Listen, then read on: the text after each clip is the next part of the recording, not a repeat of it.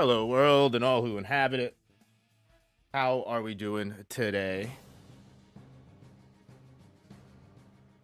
Hope everyone's doing well, having a beautiful and glorious Tuesday. It's Tuesday, right? Yes, it is.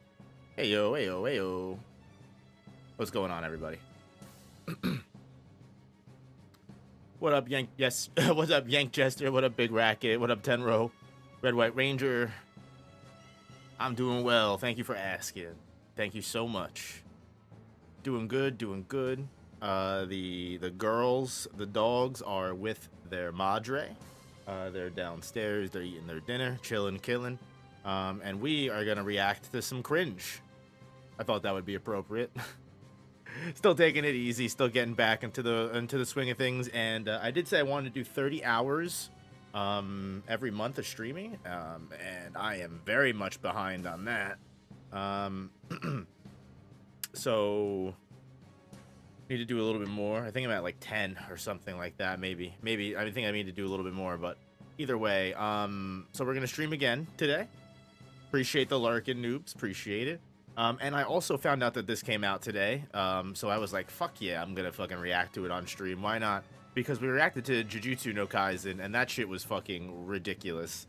Like, spelling mistakes in the finished product. People were supposedly dead that didn't actually even die in the original story. And you know it was a mistake because it got edited out in the final remix version.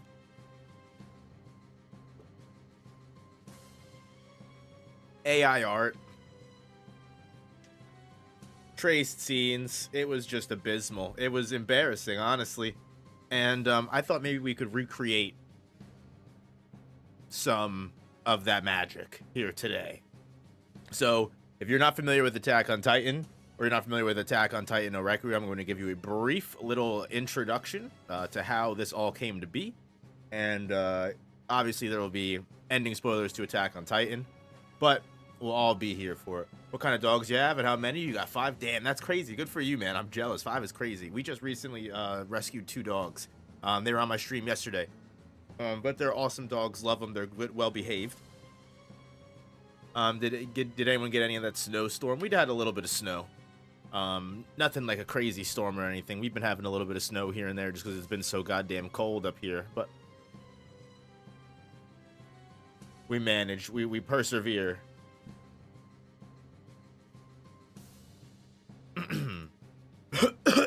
So, if you didn't know, Attack on Titan no Requiem is in a fan ending that was made for Jujutsu Kaisen, right? It, just like Jujutsu no Kaisen, was made because the fan base, or at least a portion of the fan base, was very upset by the ending of the series, to the point that they felt that they could do a better job than the original creator. The same original spite was there that was there with Jujutsu no Kaisen. All of that, the story is the exact same, right? Story is actually the exact same. They have their own website. I'm pretty sure that's even where the Jujutsu no Kaisen, the Attack on Titan no Requiem, I'm pretty sure is where they stole that no from. That's why it doesn't even make sense in Jujutsu no Kaisen. They just literally stole that. Might even be from the same people, who fucking knows. But yeah, they have full-on tried to co-opt the ending of the story. So here's the introduction. Attack on Titan is a manga by Hajime Isayama which contains complex but engaging themes such as discrimination, natalism, oppression, PTSD, child abuse, nihilism, free will, and the damaging physical, emotional, and psychological effects of war. Many of the thematic elements and some of the events present in the story strongly reflect our own history. And as such, the work has resonated with millions of people all around the world. Attack on Titan Requiem serves as a fan-made alternative ending to Hajime Isayama's seminal manga. The work is built collaboratively by a tight-knit group of dedicated fans from across the globe and is a doujinshi, which explores another ending to the story of Attack on Titan, based in large part around the Akatsuki no Requiem music video by Linked Horizon. Ah, so that's where it comes from. Our work replaces the final 3 releases of the original manga, 137, 138, and 139, and depicts a new outcome, following the previous chapters contained within the source material, which provides a divergent scenario to the canon events. So exactly the same as what they did with Jujutsu Kaisen no Requiem. Nothing new here. You know, we're going to take the exact same story that we had before, and we're just going to change it from this point, because this point is where we don't like it. Whatever. Nothing really more to it than that. Literally the exact same story. They're upset because they fundamentally misunderstand the writer's intentions with the ending, and that's really all it comes down to. This content is a community collaboration crafted by dozens of diverse fans from all walks of life who have shared a strong passion for Isayama's work, so strong that we hate this man so much we wanted to make a new ending. My Hero No Academia win, honestly, I'm surprised that hasn't already happened, to be honest with you. Project has seen itself reforge itself. The project has seen it since reforge itself several times and seen contributors come and go over the years. Today, the fan ending strives to provide fans an authentic feeling, unofficial alternative to the canon material. Many issues present in our work will be mitigated in a future re-release. Exactly. So it's also the exact same thing, right? They release the unfinished product to try and cash in. By purchasing, please continue to show support by purchasing the manga and getting excited about future official Attack on Titan project. Feel free if you have constructive criticism or would like to assist with the project. So any mistakes they make or any times they fuck up, people roast them and then they go, all right, I'm just gonna fix this until it's a better story, and it's just like, I don't know, very interesting. I mean, one thing you'll say is you can definitely say that some of the artists that work on this are definitely very talented. They put in a lot of hard work. Some of them are just blatant retraces of other scenes. Some of them are original works. I don't want to say they all are retraces. Some of these, I wouldn't want to disrespect them. Some of them are great work, but ultimately the whole idea of the project is ridiculous, right? We can agree on that.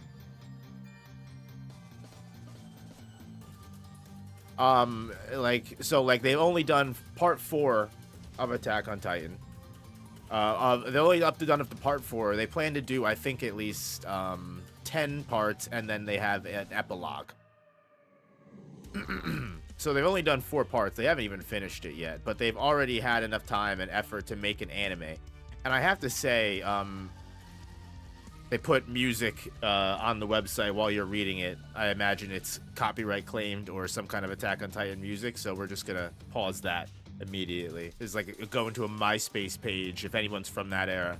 But we go here, and I just want to read this here. So first off, I wanted to say I just never expected this project to blow up the way it did, and as I said before, wow, it really hits hard seeing the hard work of the team that came together and decided to make the dream a reality. While we received a lot of hate and even death threats, and quite a lot of people doing their best to scare us to stop, the support we really got helped push us forward. I'll be honest, there were brief moments some of us wavered. Even I had a moment where I laid in bed staring at my thing wondering, maybe it's just better to let this go and move on. I wish you did. That moment came, and then I sat up, looked at the wave of messages coming, and through all the hate, I looked at all the comments shouting for us to keep going, and so I gripped my teeth, grabbed my pen, and kept drawing. So brave. Everyone, round of applause. So brave. Good for you, my man. This project initially began because I was wounded, angry, betrayed, all the adjectives at, again, the ending. But then I saw how my nephew looked so terribly disappointed by the ending, and the motivation morphed into making an ending he'd be excited to read back on and enjoy. Oh, whatever.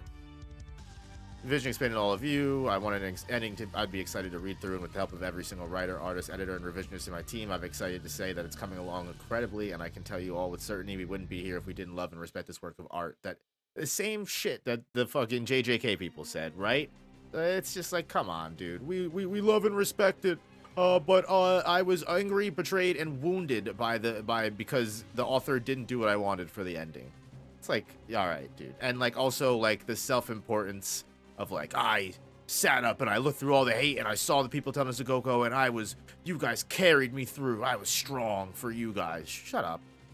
Wanting to spam our work to harass Kodansha, Mappa, and Isayama. Don't. We've worked hard, but we also understand that this is in fact just a work of fan fiction. It's not going to change the canon events from canon. We just want to provide a good ending and allow many, and again, like, we respect Isayama, but also we want to provide a good ending. And immediately going back to talking shit and saying that the ending wasn't good. And you don't have to like the ending, but to go as far as to be like, I can make a better ending and then also fucking failing is insane.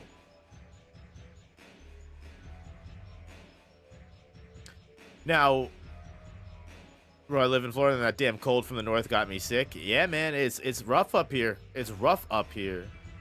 Look, it's say what you will about fan fiction is fine. We had this discussion in the JJK No Requiem stream, but it's like they're literally just taking what's already there and just making small little subtle changes. Like you have Zeke's speech about life that was literally in the chapter, you know, and now they're just changing it. And so now it's just older Aaron going through showing younger Aaron for no reason. You know, Aaron talks to Armin. We have, you know, Aaron and Armin, you know, we have the very famous, you know, I'll end this war on blood scene. You know, it's just, we're not here to complain about the manga. We can do that any other day. They have released an official Attack on Titan No Requiem anime. And I want to see what it's all about. It's made by Studio Eclipse, supposedly. They're a fan-made animation group that produced Attack on Titan No Requiem and The Black Swordsman. I don't know what The Black Swordsman is, but the staff is a diverse group of talented animators, artists, musicians, voice actors, writers, fans, and professionals from different backgrounds, cultures, and languages, yada, yada. So they've released a couple different things, some trailers, some teasers, all this different stuff. I do generally want to see what the teasers and the trailers look like before we go into the actual episode, just because I've never seen any of this. I didn't even know they were making this. I didn't know they were. I knew they were ridiculous when they made the manga, but to think that they would be heinous enough to actually do an anime is crazy to me. So, you know what? Let's just not waste any more time. Let's turn the music off. Let's get serious now, guys. We'll do desktop audio on, and what we'll do is we're gonna check out the very first teaser that they dropped. We're gonna do the trailer that they dropped last year, and then we're going to do the actual episode. So, I want to thank everybody for being here that wanted to watch this with me. I sincerely appreciate it. I know this is another very chill stream. We're not really doing much, but I thought this would be fun. I thought this would be interesting. You know, I love Attack on Titan. If you haven't been here recently, if you don't know, Attack on Titan is one of my favorite things to watch of all time. I love Attack on Titan. It's one of my favorite series, probably my favorite series. And I think the ending is just okay.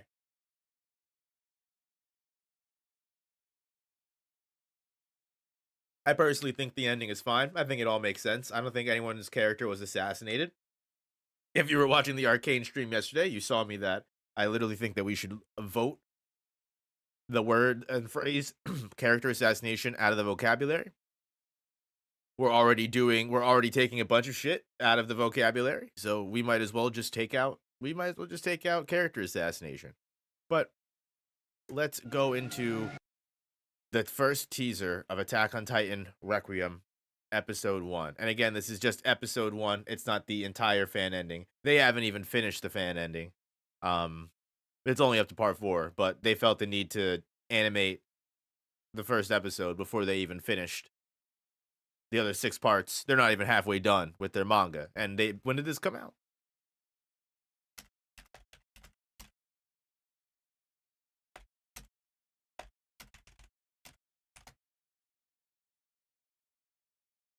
No, I don't care about the anime. I want the manga. When did the manga come out?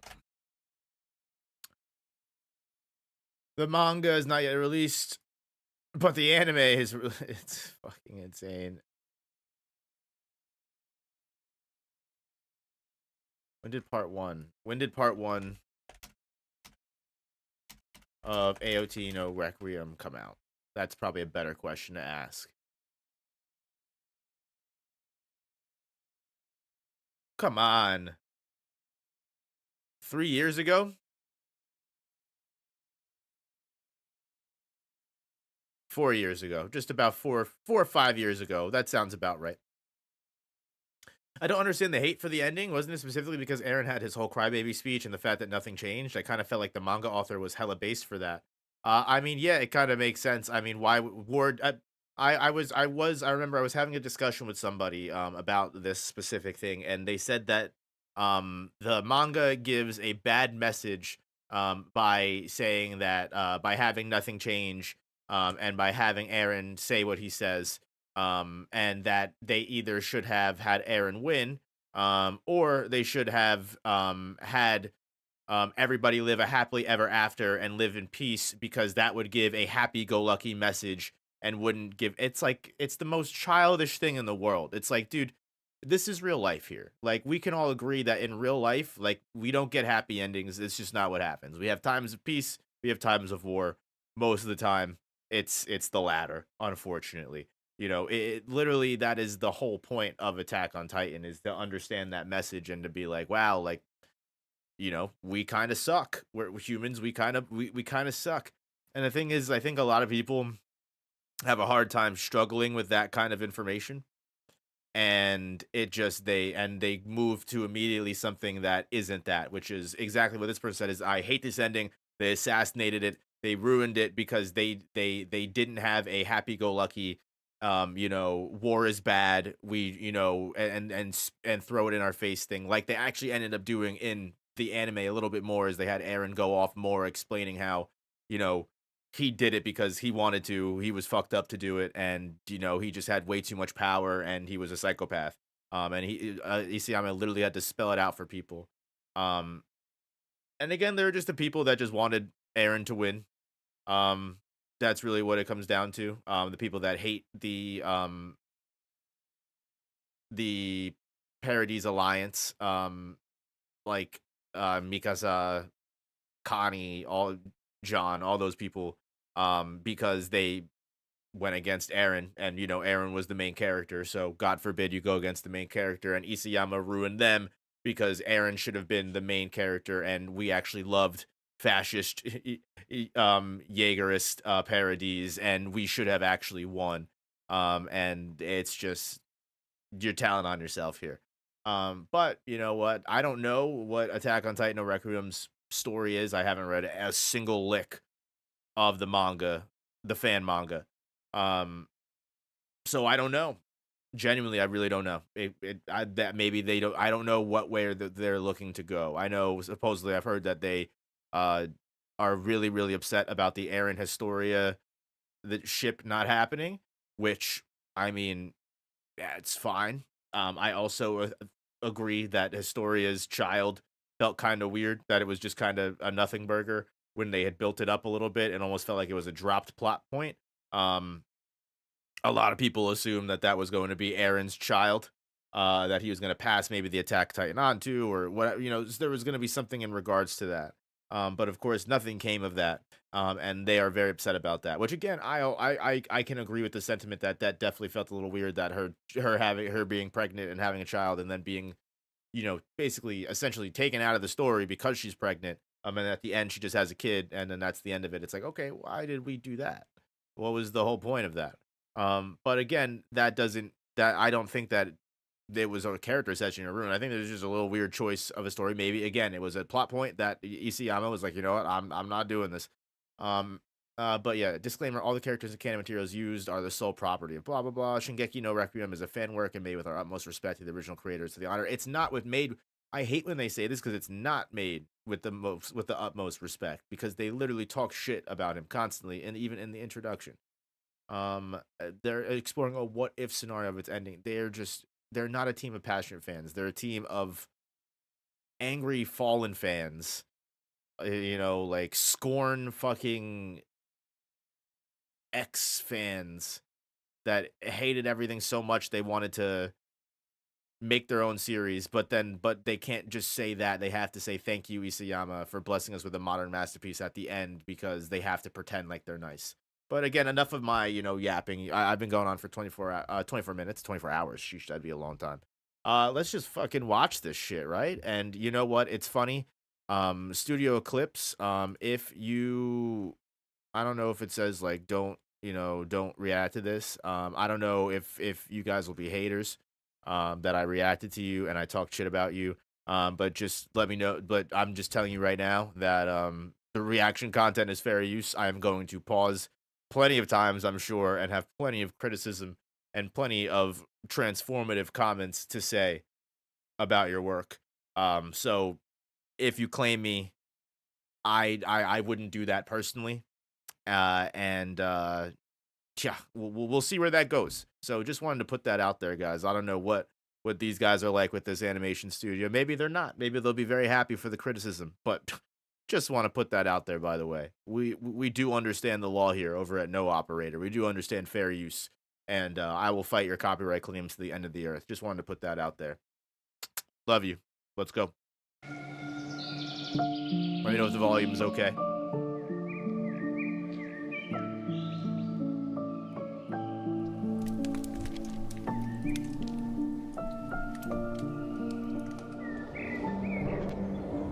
We just stared at a tree for 16 seconds.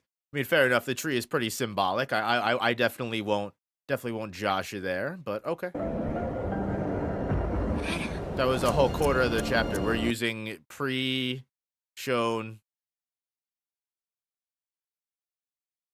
We're using pre-stolen, basically, voice acting, right?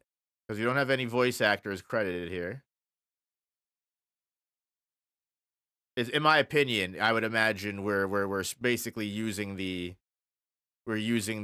original Japanese dub of the Attack on Titan. In my opinion, that's what it sounds like to me. I wouldn't accuse these people of stealing anything. I never would. All of this video is my opinion, by the way.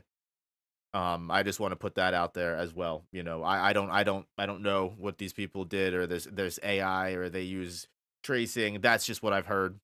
Again, I have no way to prove that, but you know, I just wanted to put that out there, by the way. You know, all of this is my opinion.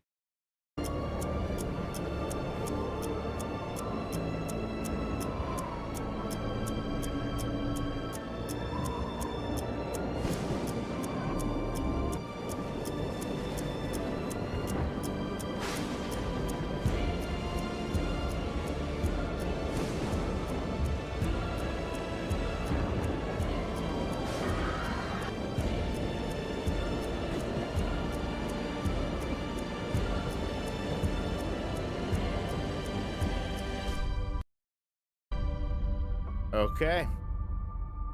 That was justified for 875,000 views. That was literally there was literally nothing going on. And I guess this really was just the teaser, the 1 minute teaser, I guess. Yeah. You know, that's fine. That's okay. I don't know again what justified us having to animate this. Those are my comments, my transformative comments. Not much to say, but you know what? I mean, that's my commentary on the take there. It's just interesting that how much they kept from the original story to me, in my honest opinion. The episode's out. Oh, I know. Trust me, I know. We're going through slow. We're taking our time. I want to unpackage this whole story for you. It was just Aaron just going through visions, basically. This is the full trailer that they released 1 year ago. I thought that was the opening sequence, not just a trailer. Nope, that was literally just the teaser. All right, and now we have the trailer that they released last year. So they've been working again. They started working on this almost 2 years ago. Again, they have not finished the original manga. So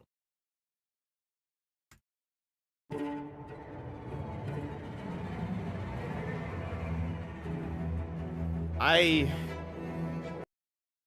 don't know how original that is. I don't know. Is this really all original animation? I'm just asking questions. I'm curious. I don't know. Could be. Art director, cleanup supervisor, compositor, 3D FFX, cleanup in color. They do have an Aaron VA credited here, so they definitely used the original Mikasa voice actor.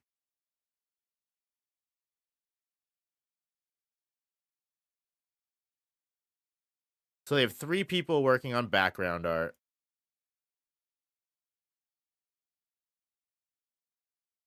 If 3 directors, a cleanup supervisor,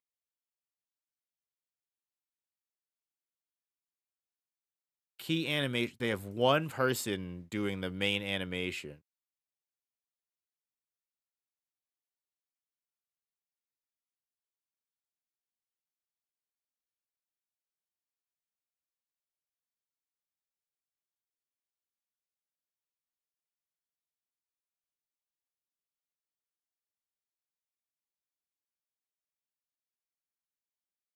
I'm just reading some of these comments. I don't even know what's going on.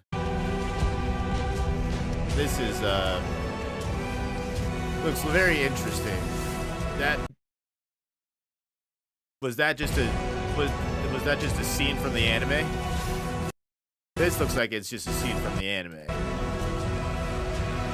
That looked like it was just a scene from the anime. A lot of these look like they're just scenes from the anime.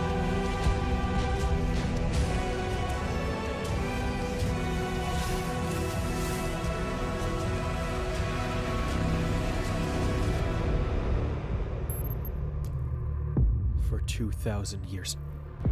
Oh no, with the English dub Aaron. It's just interesting to me how like we focus so much on the scenes that we already have seen in the anime.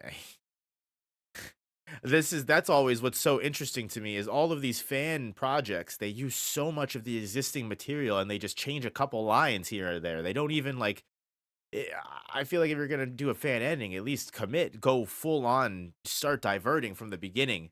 It's like literally that chapter opened up just like the original 137 did, and the same with JJ no K. It's like, oof. She's been waiting for someone to free her. To free us all. Yeah, has she? Because with the alarm in the background coming out fall 2024, and it didn't come out fall 2024. It came out winter 2025. Interesting. It's just I don't understand why we needed this. A lot of it looks like it's taken directly from the anime or just traced over scenes from the anime. That's literally verbatim, I feel like, a scene from the anime.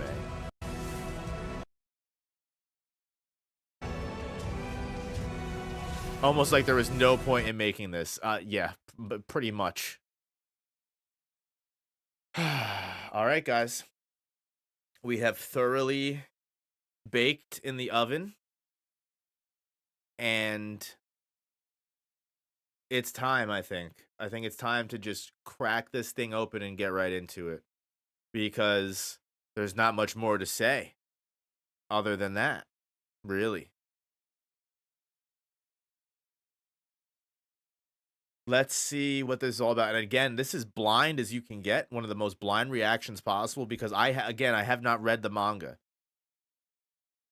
No hate, but you seem to have gone into this already disliking it, just wondering why. I feel like I've explained a pretty decent amount why, but I'll go into it again. And again, this is all my opinion. But it's just I don't respect fan work that is made by people that think they can do a better job than the author. Um, it's not it is the most lowbrow, low effort kind of fan fiction to use an existing story, take 136 chapters, and then just go, okay, I'm just gonna redo 137, 138, and 139. But not just that. I've again from this quick scans we did of the manga, they were just redrawing full pages of the manga and just redoing chapter 137 with nothing different from what Isayama did. Might want to explain the difference between fanfics and this again. It's like, look, I read that Toji fan manga and that was so cool. That takes the original story, respects it, and builds upon an existing material. I don't think Studio Clips is using AI or stuff like that. No, I don't think so either. I don't think they're using AI or anything like that. It does seem like a lot of the scenes that they're using are basically just traced over scenes of the original anime, which, hey, if you want to say that's your own original work, I guess you can technically say that. But I mean, again, in my opinion, It seems like they're just tracing over the existing scenes that are already there of the anime. At least that's everything that I've seen so far. Or they're just tracing over the scenes of the manga. Um, so you weren't really a fan of them restarting Berserk? When did they restart Berserk? I haven't even read original Berserk, but if the intention going in is I'm going to just do Berserk but better, then yeah, I wouldn't be a fan of them doing that either. That is personally ridiculous in my opinion. Make your own story. But that's really what it comes down to. Don't take someone else's story and then just go, I'm gonna change this, this, and this. It not only is it lowbrow um creativity, it's also people do it as like, I'm going to correct the mistakes. It's also not criticism. I've seen also a lot of people when they go to critique works, they go into series and then they go, okay, this ending was terrible. And how I'm going to criticize this is I'm going to write what I would have done. That's not criticism. Criticism is explaining what happened, taking it apart and explaining and dissecting why you didn't like it and being able to put on a platform why this does not work and why it creates problems in the story or why it creates issues. Being able to go, I didn't like this and I'm going to just rewrite from this point on is just it's irrelevant because it doesn't solve any problems. It's boring, frankly. It's very boring. At least to me. Again, it's lowbrow creativity. If you really, really think that you can do a better job than Hajime Isayama, then write your own story and start fresh from the very beginning. Don't just restart Berserk or restart Attack on Titan and use the same characters and use everything that was already done for you. Make your own shit. Yeah, fan fiction's having fun with characters they love and expanding parts that they would want to see more. This is just anything you can do, I can do better. That's probably the best way to say it. Probably the best way to say it. So yeah, no, I'm definitely going in with bias. Um, is that incorrect of me to do? Sure, I'm definitely biased, and sure, normally I wouldn't go into something with such heated intentions. But again, I don't respect these people anyway, so it doesn't really matter to me. I was gonna call it shit whether I watched it or not. You're not wrong, but I think it'll be just that much more fun if we watch it together. And we don't you just enjoy that? Can't we all just be? Can't we all just shit on this collectively together just because the principle of it is bad? And you know what? The thing is, even if they came out the gates, I can do better than Isayama. The ending was trash. I can do better. And they came out the fucking gate, you know what? And they released a full fucking a full, not just part by part by part to try and cash in on the hype and the clout. If they released a fully produced fan ending and it was good. It had a good plot, good dialogue, and it actually took the story in a better way. I would tip my hat to that person. But the thing is the Dunning Kruger effect is real, and 9 times out of 10, the people that are the loudest, and think that they can do better than an established manga author that literally fought for his place compared to millions of other mangaka. You just can't. I don't believe you. You can't. Because the truth is, if you could do better than Hajime Isayama, you would be already creating, you'd be making your own shit, you'd be doing your own work, you'd be so busy making your own original projects that you wouldn't have time to fix Attack on Titan's ending. And again, if you want to make fan fiction, you can do that. But creative people are going to take something and find a way to make it fun for everyone around them and fun for doing it. Changing the ending of a story and pissing in the mouths of not just the fans that enjoyed the ending, but the original creator that made the story just tells me that again, Dunning Kruger is in true effect, and you're not the type of person, not the type of creative. If like if I've yapped enough. Let's watch this show. Maybe I'm wrong. Maybe this takes it in a great way. But again, it's somewhat blind because I've seen memes of this manga and I've seen the poor dialogue. I've seen that it does essentially nothing interesting with the story. That's what I've heard. So yeah, let's just dive right in. I'm tired of yapping. You guys have heard me yap enough. Let's just fucking watch this shit, and maybe I'll be proven wrong. Oh boy, Attack on Titan Requiem.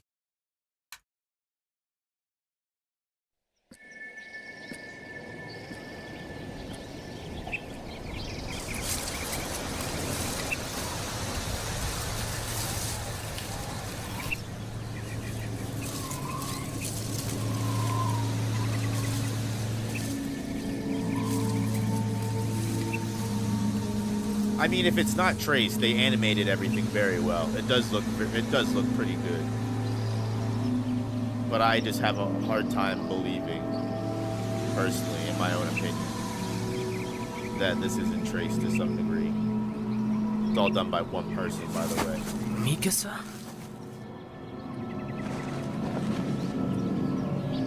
Like that. Look at the difference there, right? Look, I just want. Okay. That's what I want to... So, look at this scene. Look how fucking beautiful this looks. Leaf meh, but look how beautiful this scene looks in general. Right? The eyes, the face, this background, this whole scene. It looks literally like it's right out of the anime.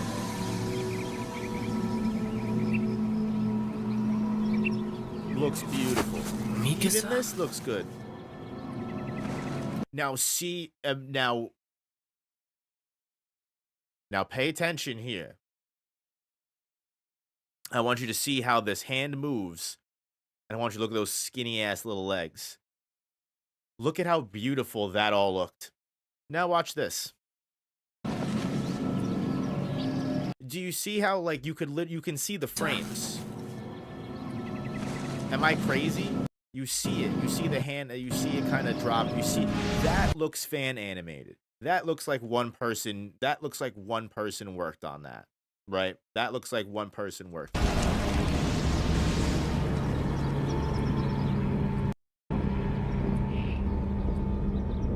The eye looks like, see, like that looks original.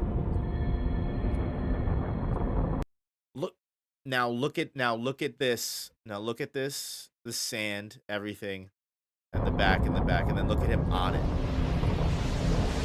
That's all not all animated the same. That might be 3D VFX, sure, but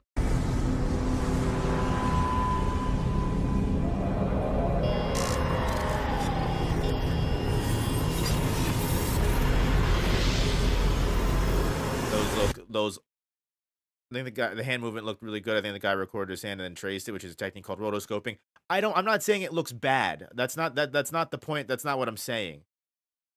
My point is, look at the difference in the hand movement, which was an original scene, compared to the opening scene, which looked like it might have been straight up out of an anime or the anime. I understand that it's well animated. That's not my point. My point is, look at how this is clearly an original animation, and everything else in the very beginning looks like it had a whole entire anime team working on it. This looks like it was animated by one person. It's not bad. Again, I don't want to say that. That's not my point.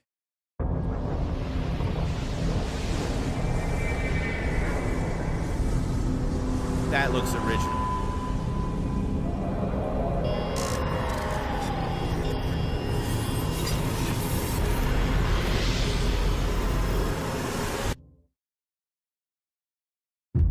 There were original scenes spliced in there, but a lot of that was just directly from the anime. Hear me, subjects of Ymir.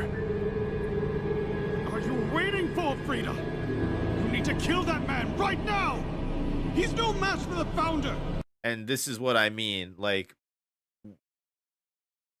why are we just redoing what already happened in the original show, in the original series. This already happened. We've already seen this. I don't need to have this fan animation to re-show me this. Crush him before he can run! Let that man leave here alive, he'll ruin everything! Don't let him destroy the paradise that we've built! Frida! We need you to protect us! On your feet, Dad. Have you forgotten why you came here? I've already seen this scene. Them all. Even the little kids. With my own hands! And it's interesting how we have this whole recap, right, over just stock sand with a little bit of a Northern Aurora effect to simulate the paths. Aaron! I slaughtered the whole Race family! All but the father. Right now, the nations of the world are united in their desire to exterminate my people. Yes, they are. I won't let them have their way. No, you won't. I already knew that, though, because I watched the original series.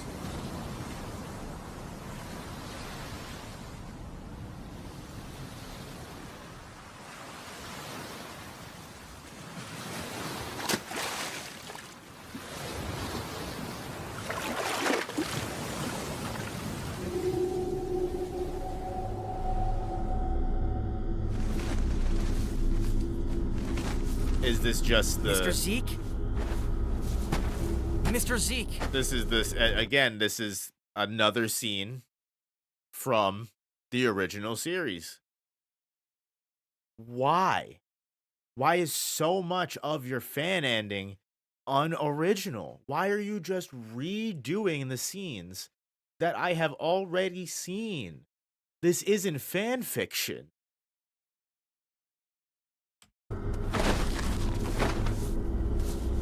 Anyone with a brain can take an existing story and go, okay, well, here, he says this instead. How crazy would that be, right? And then just keep 90% of the story the same. Just a little bit, 10% of it not being the same. It's like, come on, dog. I like how his hands aren't moving while the sand touching sound effects are still going off. I didn't even Mr. notice Zeke! that. Ha! Ha! Mr. Zeke! Like, do you see what I mean here? Like, you see, like, look, okay, like this is what I mean here. This is also specifically what I'm talking about. You brought up a very good point, Yank, and thank you, because this is the second point that I'm talking about here. Look how beautiful this is.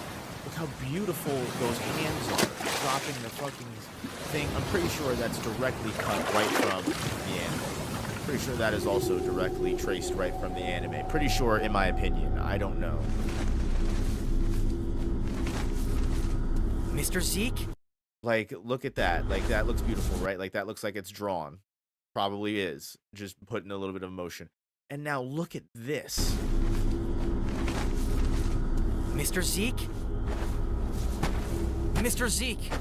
Again, the hand sound effects touching going off. His hands aren't even moving. Mr. They're still Zeke? doing the hand What's going touching. on? It's like it's so this is what, you know what, this is what I think they did here. I think they definitely drew everything here, and then they just animated the mouth flaps and they animated the VFX, everything like that. No problem doing that. Again, any fan animation that does this, I would never say anything bad about this. Honestly, this looks really good. If this was under any other circumstances, I would be like, kudos to these people for making a really great fan animation. But again, my issue is so right now we're 3 minutes 6 seconds into a 14 minute 53-second video.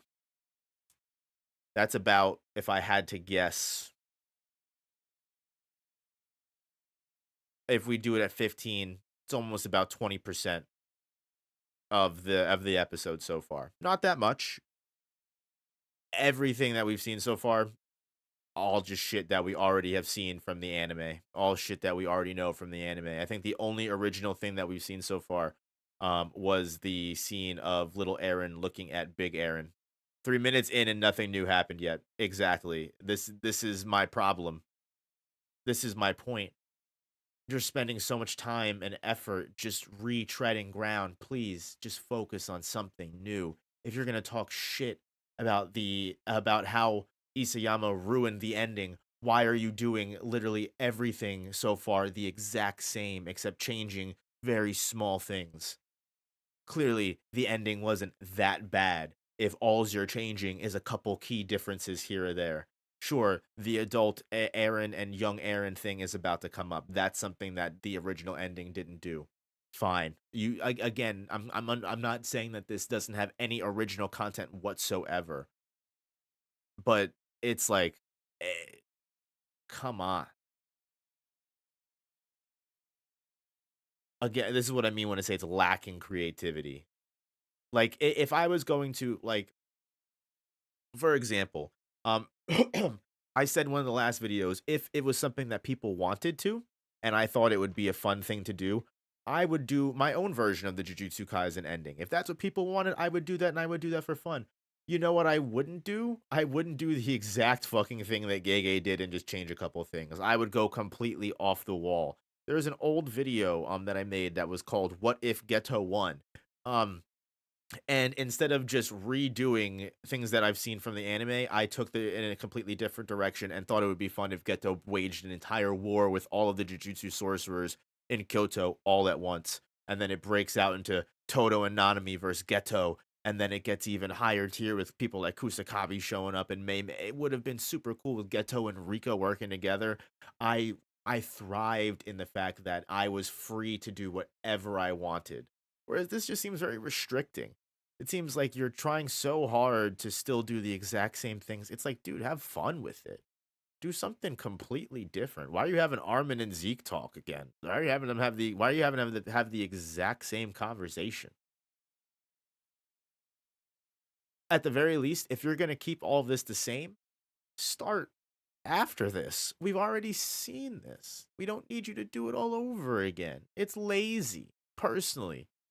That's how I feel, in my opinion. It's lazy. And yeah, I think Studio Clips would be better off adapting any other fan fiction. They're really talented, but this move clearly removes public trust on them. I still trust them to make wonderful things. Listen, I don't know who they are. I don't know what they do. I don't know what kind of company they are.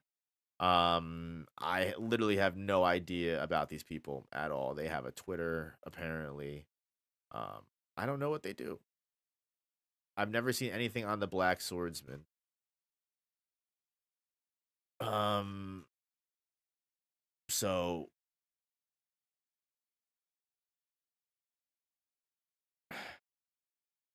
it seems like this is all they talk about and all they do, although they say they're producing other series. I don't know. Did I like the original Attack on Titan ending? I thought it was fine.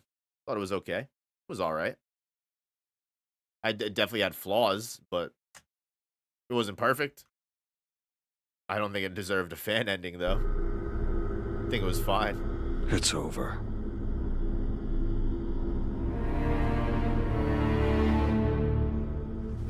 What do you mean it's over? Let us know. Armin, was it? Great dialogue. It's over. What do you mean it's over? I was naive to think that bringing Aaron here would change anything. Blood was all that connected us. We're brothers, but we couldn't be any more different. Thanks for telling me. After all, Aaron could see the person in her. Yeah. In my arrogance, I never thought to consider her as more than a tool. Thank you. This is what I mean, too, with JJK no Requiem. We know this already. Why are you just telling us outright what's going on? This is like the Jujutsu no Kaisen. Like, this is the exact fucking thing.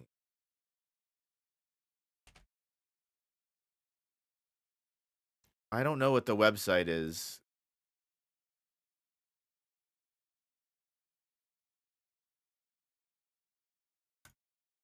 But it's like using the same thing. They actually took Ijichi out of this fucking picture. They literally thought Ijichi was dead. They were such a passionate fan of Jujutsu Kaisen that they thought they could do a better ending, that they thought Ijichi was dead, and they forgot that Ijichi was still alive. And they had to edit him out of this scene because they put him in originally. But this person was so passionate and loved JJK so much that they thought they could do a better job than Gege. Again, everything's already the same. He made things very easy for his students to win. Sukuna rightfully claims the strong title of the strongest ever after overcoming the most powerful individual of this era. He made things very easy for his students to win. They cut this out. They changed it and everything, but like literally, like they have to spell things out. He made things very easy. Like we know this. The dialogue is changed because they changed it because they got cooked. They were getting cooked. But either way, it's like they have to spell everything out. Like all of this that Zeke is saying is already is ground that we have already covered in the original series.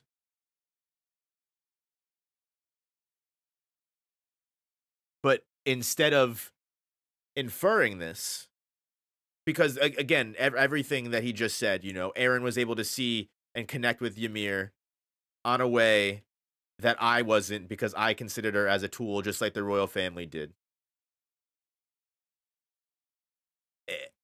We already know this, but the thing is they think that they need to just spell all of that out because they don't know how to actually write real dialogue. They don't know actually how to have these characters interact with each other in a correct way, in an actually organic way that makes them feel like human beings. So they just have to spell everything that's happening in the story out because they don't know any other way to do so. Why take the time to remake existing scenes in the video when they are where they are supposed to be making it better? The original story said the same damn thing without saying anything. Exactly, for Flame King. That's my point. The original story said the same thing without having someone come right out and tell us. Amazing. It's almost like Hajime Isayama knew what he was doing and was a good storyteller. A means to an end. Who is she?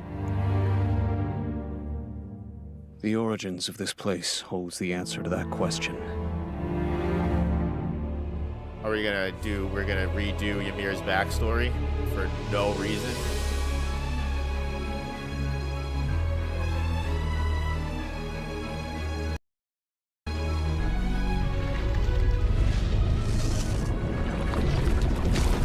Remember, all of this happens in the series. Ago, this when is our the world exact was still same thing young, that happens in the manga. which we call life, They use the was exact born. same hallucigenia reference and everything. Life. So clearly they enjoyed this much. Clearly this was okay. Began Clearly Isayama didn't ruin the ending so much that they had to change to evolve. this. The very first life forms only had two You'd think if they, you like, why would you use the same scenes? Do something different. goals: to survive and to reproduce. That's not even what a hallucinogenia is. I guess we don't know what it actually looked like, so it's up for interpretation, but that's not... But as They fully misinterpreted what...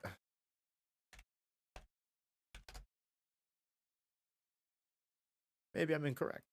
Maybe I'm incorrect here. They do look a little close. Maybe I'm being too harsh. It's just, I don't know. It's just like, come on. I hate as time went on, a new species emerged. And It's it the sought same more thing. than survival. It looked for meaning.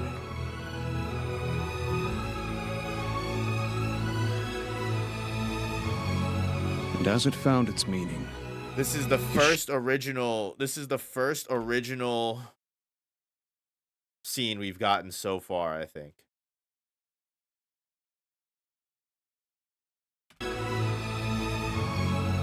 and as it found its meaning, it shaped the world to its liking and bent nature to its will. But there was one species that humanity couldn't control. An ancient life form that stayed hidden for millennia, Yeah? refusing to pass on. It waited. But why? But For why? what purpose? For what purpose? It's a question I've given much thought to, but one I have no answer for. So, like, My guess is that it was just fulfilling the same instinct for survival. That even now keeps driving us. this was definitely necessary to make. I'm so glad they did this. My 5 minutes 45 seconds in. Almost close to halfway done now. We have seen one original scene that wasn't in the anime and manga already. And we have seen a couple of few select changes in Zeke's speech of dialogue. Pure chance. It found a way.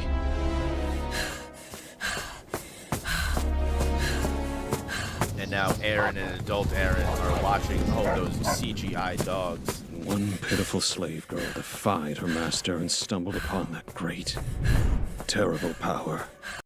Again, the thing is like, what is different about this? What is different about this besides Eren and other Eren watching this scene? Why did we need to do this? The is Age of Titans exactly began. What happened? That person you were talking about was her. Ymir. Thanks. I know, because I read and watched Our the original founder. Attack on Titan. You're not telling me anything new.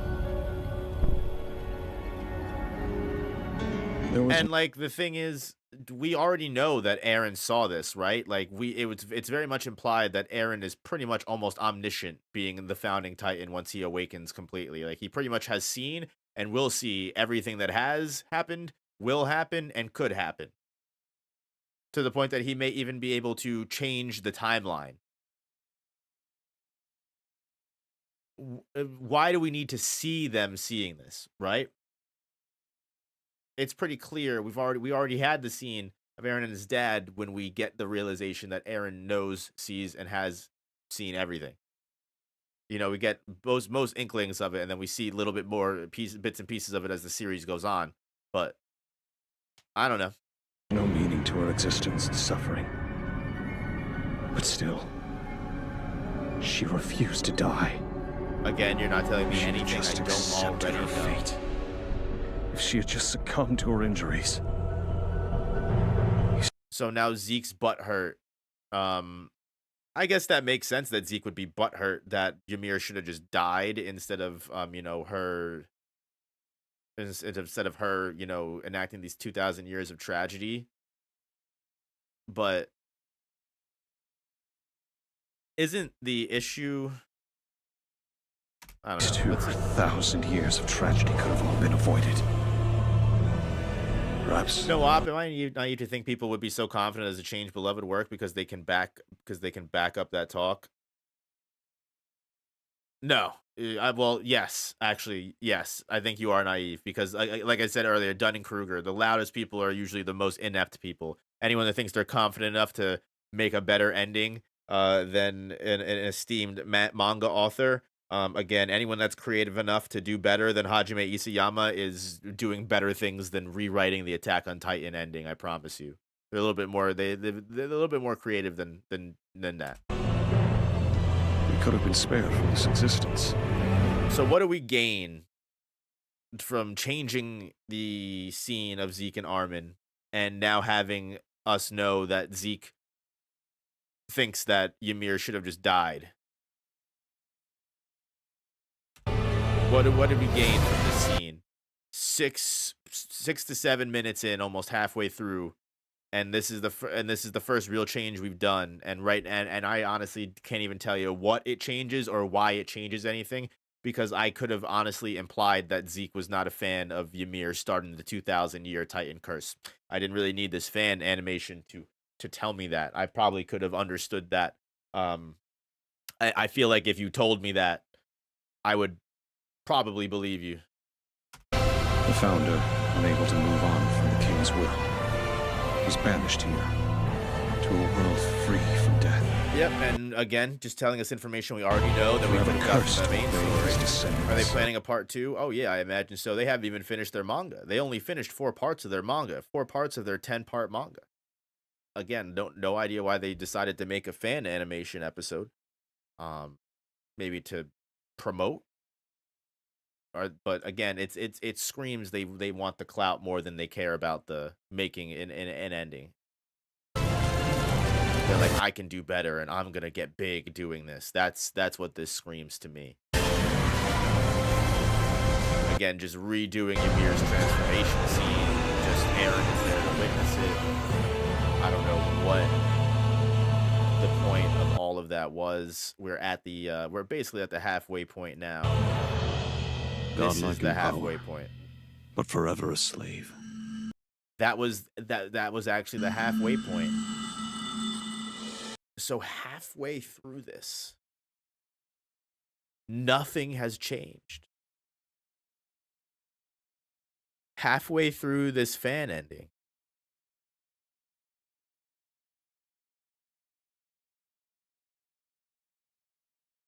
I've gotten nothing out of this but not just what the original story gave me. I got a little extra tidbit that Zeke was upset that Ymir, like, how boring. How fucking boring, right? Actually, how boring. You steal the same public disclosure. It's like, come on. They could have used a different origin for the power. Or, you know what? Not for nothing. It's even more than that. Because if they were fine with the way that Isayama explained all of this, why did they just show it to us again? Why didn't they say, okay, we're actually starting from this point on? They're just redoing everything. 7 minutes and 32 seconds into this, we're more than halfway through, and I still have no idea why this needed to exist. There's been no value in this whatsoever, besides some clearly nice animation here or there that may or may not be traced. I can't tell you.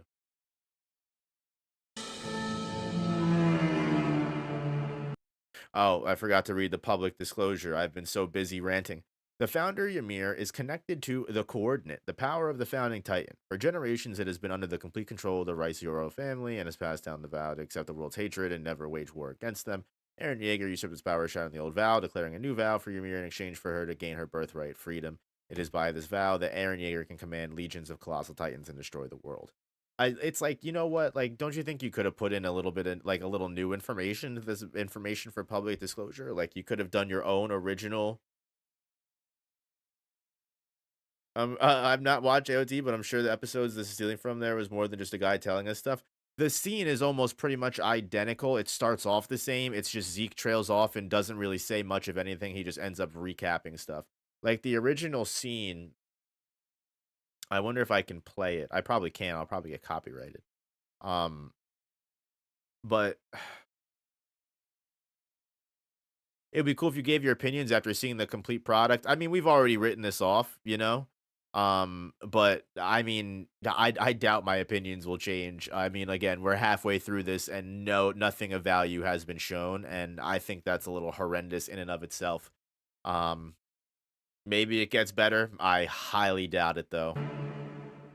Like, again, what I was saying, though, is, like, at least make something cool. Do your own original public disclosure. Do something, introduce some new information, or give your own spin on some certain information. Don't just give us information that we already know. Why? I know this. I watched and read Attack on Titan. So this Like, yes, like, understanding the entire work is good, so that way you can give criticism with full context. But you can also give criticism throughout, because it's just like you're also giving a person an idea of what, the nitpicks or ideas that people are going to be thinking mid watch.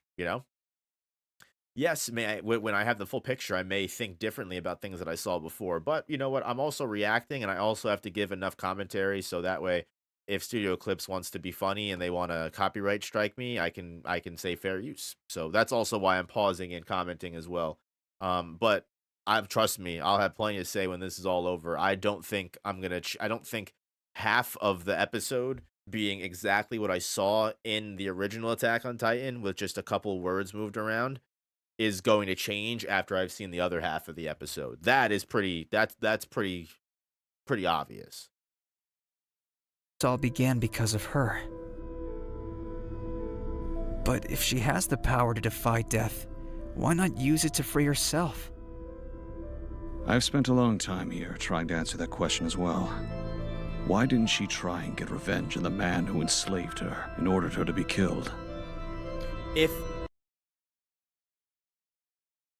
they say love like they did in the original series, I'm gonna lose it.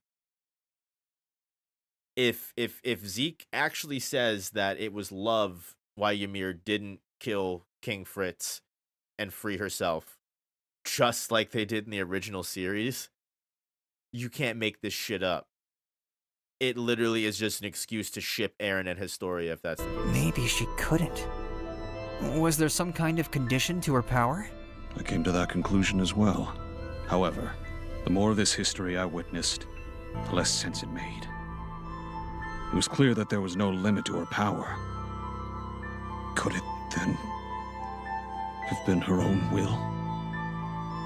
Was she unable to separate her desires from those of the king? Or was she still connected to the world she left behind?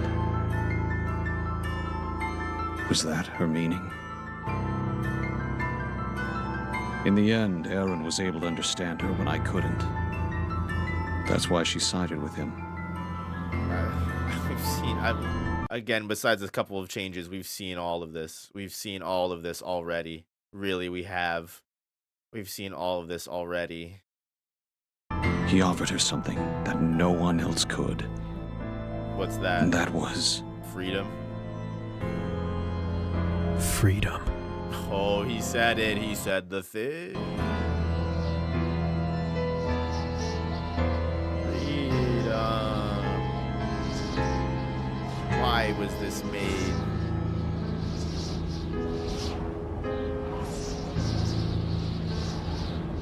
The soundtrack that is just, I'm imagining all characters and character materials used in this fan image are sole property of blah, blah, blah, blah. Please support this. A tribute to all the artists. I'm imagining the music that's used here. You're free to make a dub. This project is for all the music in this episode is either original or a cover. Exactly. A cover made from the scratch of the original or versions will be released soon. See any ads in the episode, the revenue goes directly to the original copyright owners of the song we covered. OST is live. We would appreciate not receiving offerings of donations for our fan projects. We're very thankful. Yeah, they're not taking any money from this because they know if they take any money from this, they're gonna get sued. Extended Japanese version of this episode will be released later this year, but we don't have a close enough date. Please look forward to this. This is actually pretty insane for a fan product. I don't see this as a disrespect to the original series at all. Congratulations for the effort put in. They didn't do anything different. Bruh, Eren walking through the most painful moments of the story was fucking god tier and just shows how much of a mastermind he is. I don't think that these are real people.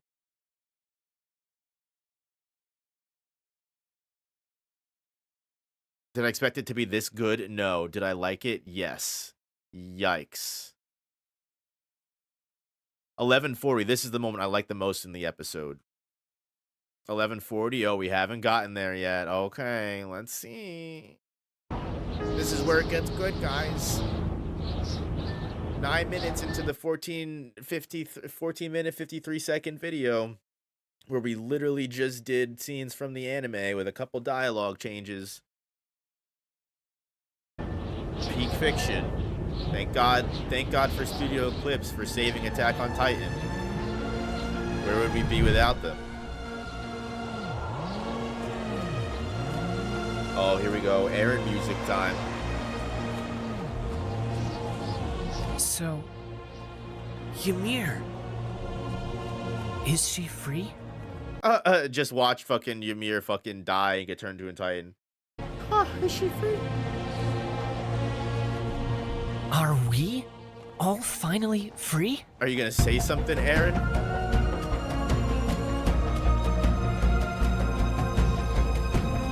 No. Not yet. Did they just reverse that scene? No, they didn't. No.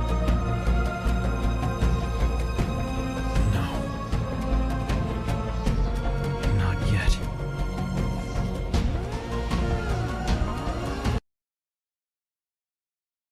No. You can't. Come on. No. Come on, dude.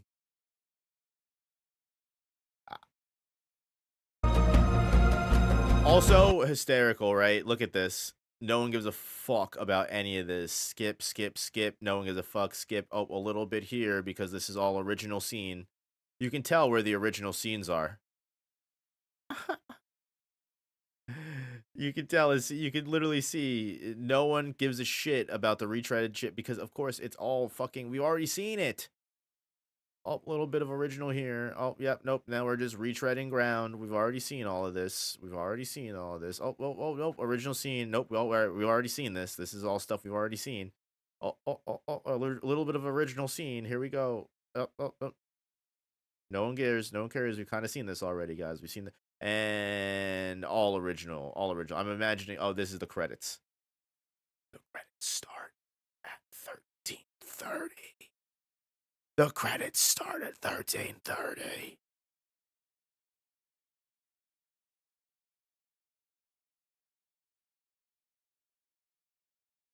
The original content didn't start until 9 minutes and 30 seconds. There's 4 minutes left, and that's when the original content starts.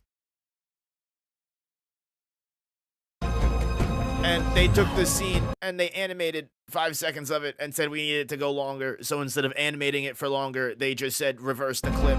No one will notice. Not yet.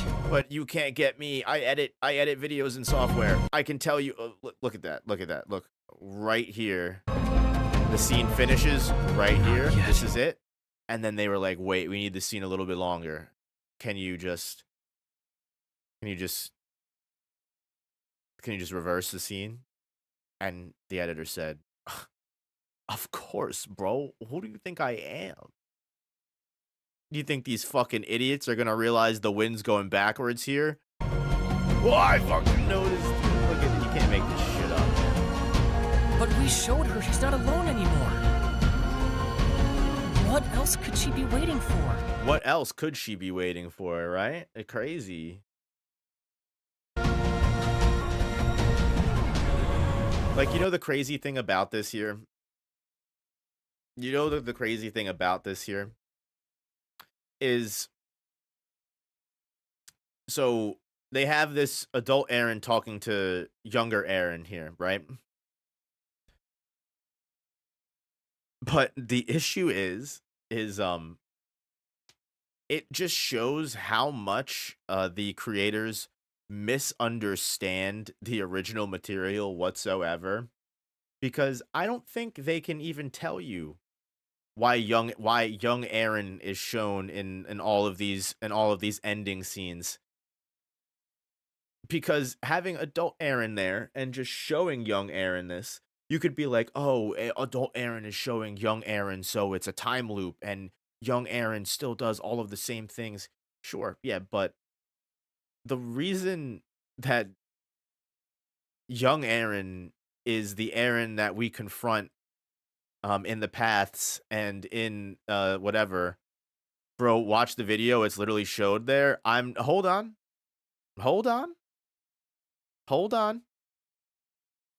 The whole point of having young Aaron be shown is because Aaron had to literally dumb himself down to a child so that way he could not have to deal with the horrors of inflicting the rumbling, right? Like, that's why he goes back to young Aaron, and that's why when he's doing the freedom with the fucking arms wide open, and he's all he sees, instead of the Titans stepping on all of the people and all of the carnage, he sees the, the bright blue sky with everything and nothing but clouds, because he literally can't mentally handle the fact that he is genociding almost all of humanity during this. It's so traumatic and so crazy to go through, that in order to make sure that he follows through and doesn't stop or get upset or give in to his emotions, he reverts to that of a child and literally subconsciously blocks what is going on in the rumbling.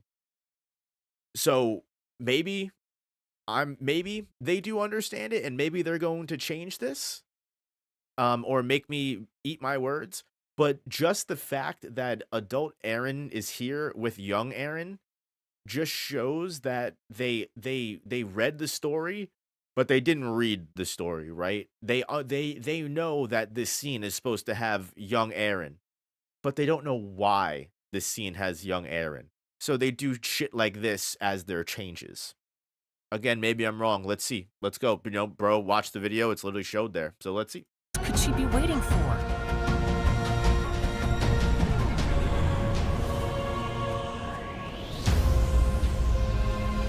Oh yeah, sick. Blow away that sand.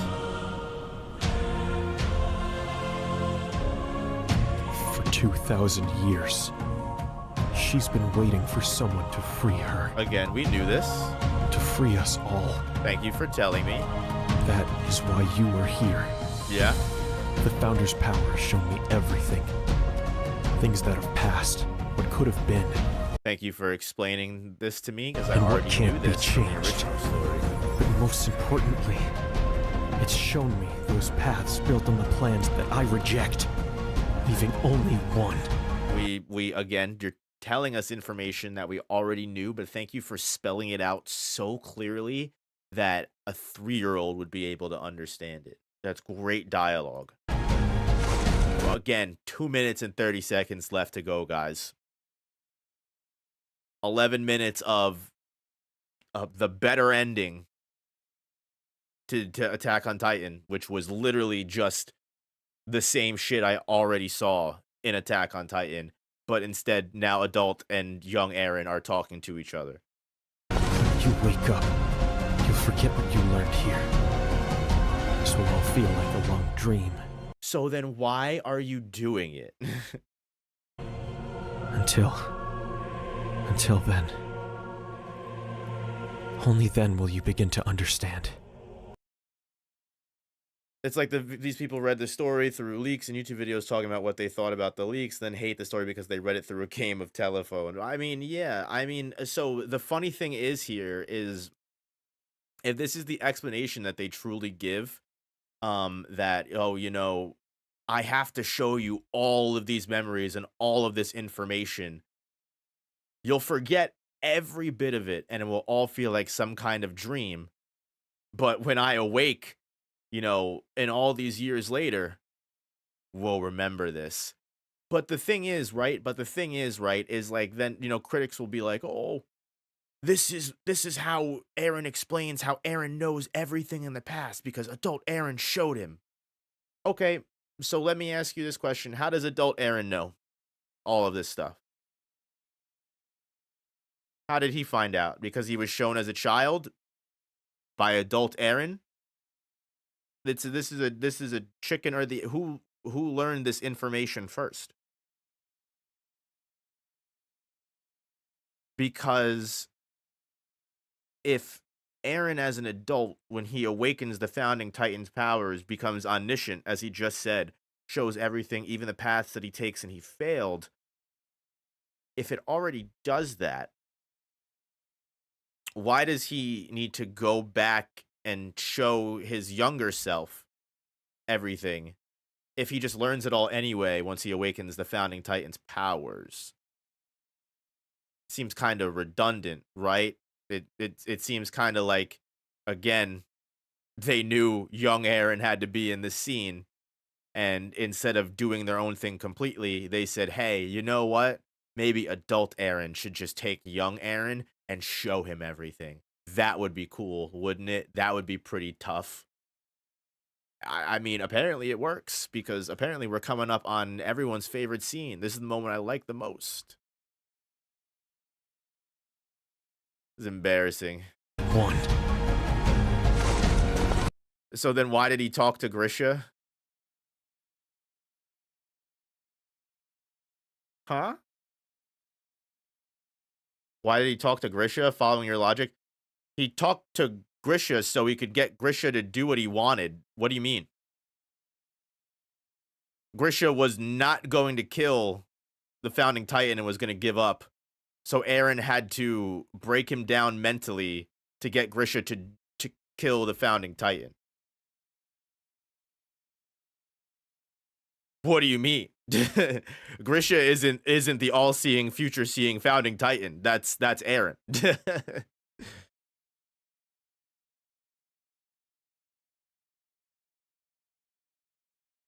Like, it's obvious why Aaron had to manipulate Grisha. Aaron didn't need to manipulate himself, even though he does in a much better way later down the line in the original story. Again, because the original story is the original story. It's better. It seems like this story wouldn't even be able to. Seems like so far a good.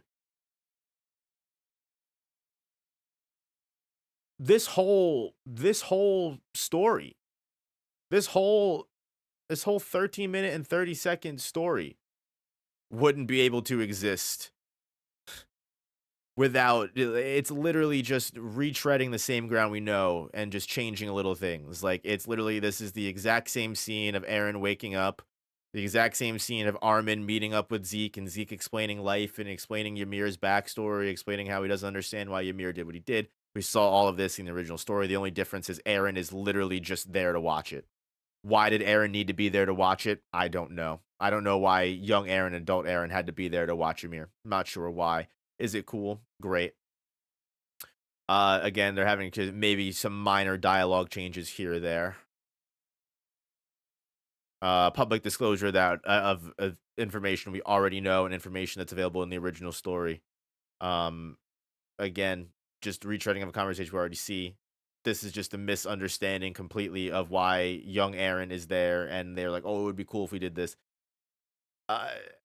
And it's literally just keeping everything the same. So it's like, again, like, what is the value in this fan animation? When you can explain to me what the point is of this fan animation, I'll buck. I'll give up. But until then, until someone can explain to me what value is derived out of this full episode of Attack on Titan Requiem, I really couldn't tell you. It looks good. That's it. Yeah, that's really about it. And again, questionable if some of these things are just traced from the original anime. How much is fully original? How much is just retraced? I really don't know if any of it's retraced. But in my opinion, you know. You wake up. You'll forget what you learned here. Which is like, again, why are we here then, Mr. Aaron Yeager? This will all feel like a long dream. Until then. Only then will you begin to understand. I've walked through this land for what feels like an eternity. Like our brother, I tried to understand. Through the combined power of the Attack and Founding Titans, I learned to control what I saw. I could see the results of all their plans. Great. We know this already. I saw peace. But I also saw endless devastation. Over and over and over again. I knew I had to be the one to bring an end to this cycle of hatred once and for all. But then I realized that to achieve that one goal, I couldn't avoid sacrifices. This is the one and only good thing I will say about this, is that a scene like this of adult Aaron walking through all of the previous memories, not Not just the fact that we have already seen it in the actual series because Eren and Zeke all go through all of the past memories of Grisha together. So it's not even doing really anything new. But I will say a scene of adult Eren going through all of the tragedies and all the terrible things is cool. That's about the most you'll probably get from me. This scene is the best scene in the fan animation. I actually don't think this comment was incorrect. This is also the moment that I like the most in the episode. I completely agree. But I also saw endless devastation. Probably not for the same reason that this person liked it, but I do think it's kind of cool. Over and over and over again. If we had to get through 11 minutes and 40 seconds just for this, which again, is this really redoing the ending? Or is this adding in a cool scene to the original ending? Because that's what this seems like. Like, what's different from so far? What has been different that we've done? I knew I had to be the one to bring an end to this cycle of hatred once and for all. But then I realized that to achieve that one goal, I couldn't avoid sacrifices. To claim what I know has been mine since birth. To claim what I know has been mine since birth. Again, we already know this. I am prepared to sacrifice the world. We know you are, Eren. You told us this in the original story. And so, Armin, Now he's talking to Armin. no matter what stands in my way, I will keep moving forward.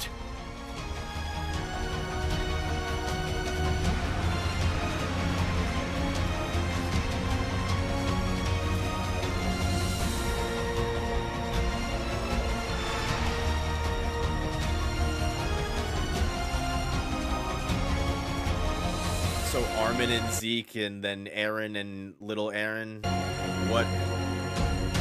So now they intrude on Armin and Eren's, Armin and Zeke's little scene.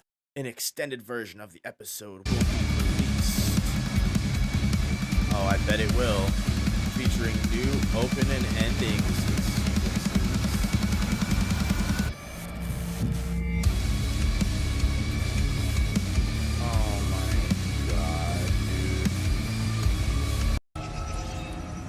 Coming out in 2025, I'm sure. Once and for all, evasive maneuvers. He's right behind me, isn't he? As dialogue. Oh look, they showed the original fucking animations of how they got to where they got. Look at that.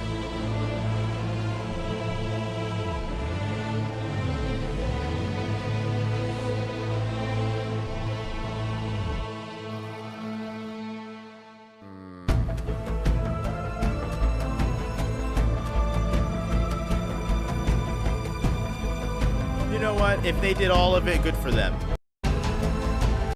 What a waste of fucking time and resources. If that's the case.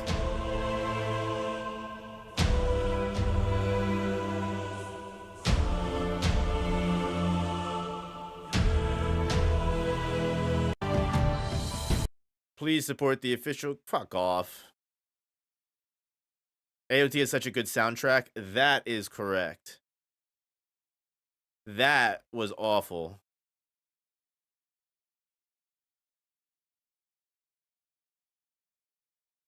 I hadn't realized before that Zeke treated Ymir as a means to an end, just like his father treated him, and he just couldn't see how he was doing that while he was doing it. Great writing. This is literally... Did it take AOT Requiem for you to realize this? Then I was right. This alternate ending is for those who always have to be spoon-fed with all the information possible, at the very least. It's actually surprising how it's actually pretending to be different, yet it's just making the themes more obvious. That's exactly what JJK No Requiem did. Buffing up his resume with this? Oh, this is a career-ending experience, in my opinion.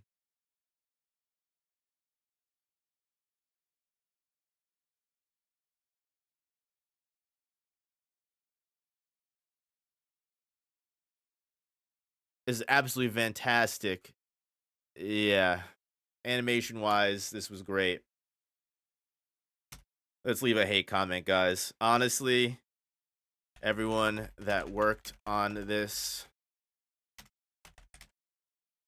would clearly have their talents better used literally on anything else. I watched a good 10 minutes plus of what amounted to the original series just being redrawn with slight dialogue changes that just make the original core themes of the story more obvious.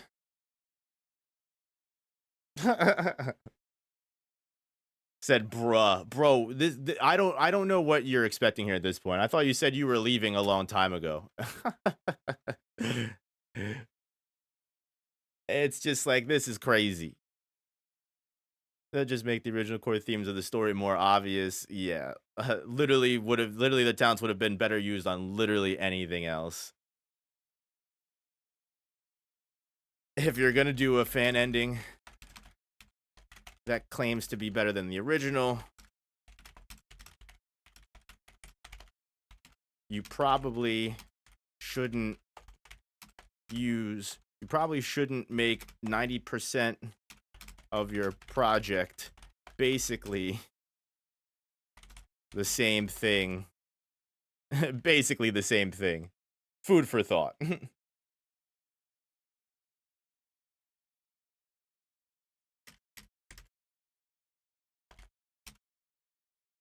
As the original series. I'd like to use a different word than original.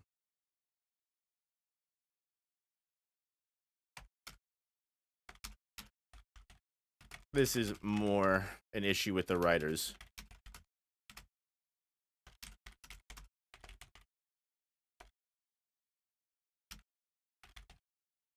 I hope everyone who worked on this moves on to a better project, and they don't have this travesty hanging on their heads for the rest of their careers. Professional careers. Boom.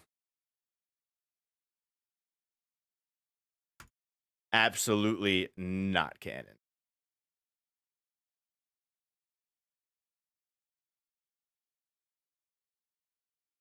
Hanging over their heads. Oh my goodness. Get things correct. Bam. And you know what? I just realized I commented on the original channel, so now they get the check mark. They'll be animating the Black Swordsman arc from Berserk next. Oh, yeah, then actually, you know what? Maybe I'm giving these people too much, Sorry, that was wrong to say. Well, I was absolutely not wrong to say. You are a good slay queen indeed. They'll be animating the Black Sword. Yeah, so if that's the case, then maybe honestly, you know what? Maybe I gave these people too much praise. Maybe they wouldn't be better off doing anything else, honestly. But no, I mean, the kind of talent is here that's here. It's sad to see them work on something like this and also waste their time on something like the Black Swordsman arc. Literally, this was like 90% the original thing, and the only thing that they did that was original is just a complete misunderstanding of why of the story entirely. And like, they had one cool scene, they had one cool fan original scene. That's literally all I can give them. One cool fan original scene. And how much did that cover, right? How much did that cover? I don't know who was like, you should wait until the end to judge this. Sheesh. That 11-minute and 40-second clip really fucking, it's like the last episode of Blue Lock, right? Everyone's like, oh wow, actually the season was good. It's like, huh? Did we forget about all the other slop? All right, turn off the music. They have the auto turn on music. Is that where the first episode ends? Yeah, that is, they literally just did part one. They just did part one. What could possibly happen after this? Armin, is that you? You're so tall. This dream is incredible. Flaming waters, frozen plains, snowfields of sand. You were right about all of it. We can go explore it all, like you said. Didn't he just witness all of the terrible tragedies of the world? I don't think that's not. This is so much better when they actually are looking at the flaming waters, frozen plains, snowfields of sand. And again, the stark contrast of what Armin sees in the flaming waters, frozen plains, and snowfields of sand compared to Eren, where Eren admits that he didn't fucking enjoy any of that. He didn't care about any of that shit. He just wanted to have a free world that he could explore, and he was upset that it was a populated world. It's a fundamental. This is the fundamental misunderstanding. You're here to help, right? If we destroy all of our enemies, we'll be the freest people in the whole wide world. You, me, and Mikasa will finally see it all. It's everything we ever wanted. We won't have to stay inside those walls and live like cattle anymore. Isn't that right, Armin? No, I will never accept this. What part of any of this is freedom? Hello, this episode was just adapting part one, which is started the divergence. That's why there are similar stuff, but some different parts too. Things are more changing in the next parts. Yeah, I'm reading the next parts. Bad start, in my honest opinion. They should have just started with this chapter then. No? They probably should have just started with this chapter then. What part of any of this is freedom? Eren, you've gone too far. The partial rumbling was meant to tear down the enemy military, not slaughter innocent lives. There are good people out there, children and families, people like us. The Eren I know would never be okay with this bloodshed. Think of what happened to your mom, all the hatred you felt that day. Stop this, please. Isn't this already a conversation that they try to have with Eren? And again, also at the same time, Eren is able to see everything, right? Eren is able to see everything. Served more as a showcase of talents, and also the alternative timeline stuff that Eren saw was never shown in the anime original, so that's a big plot point. It doesn't have to be shown in the anime original. We're very clearly told that Eren sees everything. I don't know why we would have to see that. That's kind of irrelevant. We already know Eren has seen everything. Actually, there's multiple times in the story it's told to us and shown to us that Eren has seen everything. So that's not really a big plot point because we already knew that. And also, I'll say this again. Why is Eren even talking to Armin here? Why? There's no point to Eren and Armin even having a conversation here. Because again, Armin and Eren already basically had this conversation millions and millions of different times in all of the different timelines that Eren has seen. That's why when he does meet with all of his friends in the paths in the original story, he tells them that there's literally no point in talking because he is fully committed. He's not changing his ways. He's seen every single thing that they've ever seen, that they're ever going to say to him already. So there's no point in having a conversation. He said, either fuck off or kill me. And that's that. And in my opinion, that's 10 times cooler. Like, you saw the timeline of how history would happen if they followed with 50-year plans or euthanasia. If you check again the panels of part one, you can see some panels of modern jet fighters, tanks. I don't need to see that.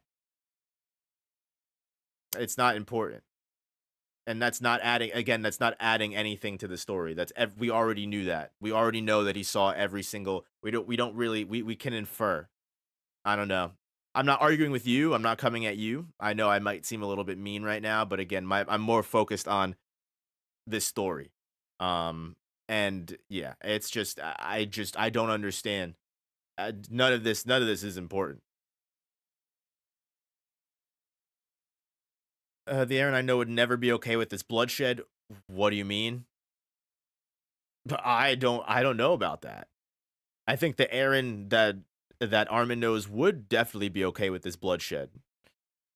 Eren literally, when they got to the sea, the first thing Eren said was, we're gonna kill everyone over on the other side of that, right? And this is also Eren after he did the declaration of war and killed women, children, and innocent people in Marley. So I feel like the Eren you know would definitely be okay with this bloodshed. You've changed, Armin. How has Armin changed? Between our home and theirs, what difference does it make to you? What difference? How has Armin changed?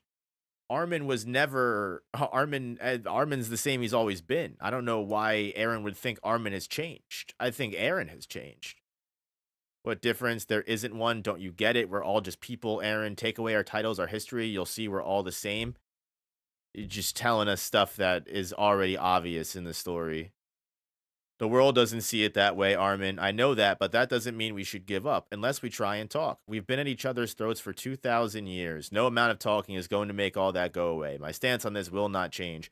And also, this isn't a divergence in the story, right? We all understand that this is exactly what happened in the original story.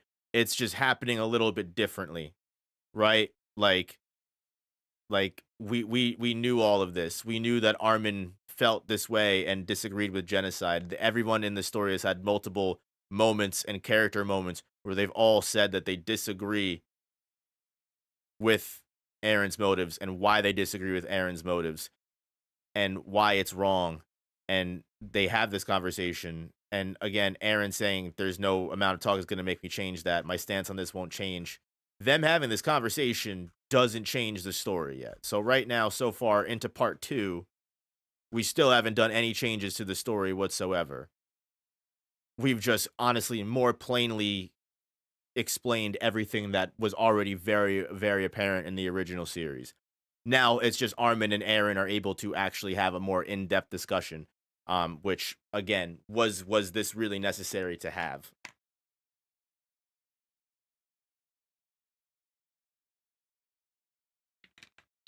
Nothing that has us living under anyone else's control will ever be right. And it's objectively worse. It's way less subtle in places it should be. Well, yeah, there's no subtlety. Eldia's future won't be built on speeches and dialogue, but on blood. I will end this war. This is the embarrassing fucking panel that I've seen millions of times before.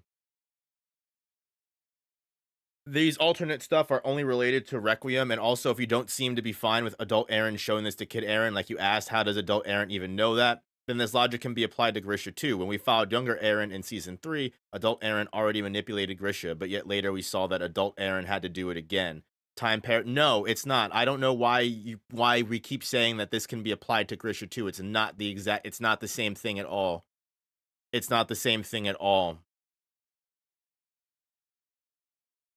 Because the thing is, and what I think a lot of people misunderstand, is that because Eren saw the future, that did not change anything that Eren was ever going to do. Eren seeing the future didn't affect anything. It didn't change anything. Everything that Eren does in the story is what Eren was going to do, whether or not he saw the future. So, like, that logic being applied to Grisha isn't true, because okay, so how Grisha slaughtered the family in season 3 when we were with young Eren? Because, again, Eren going through the paths is always going to convince his father to kill the family, right? Zeke takes Eren into the paths, right? Eren doesn't willingly go into the paths in that moment when they're going through history, right? Zeke takes Eren into the paths, which creates the opportunity for Eren to do this.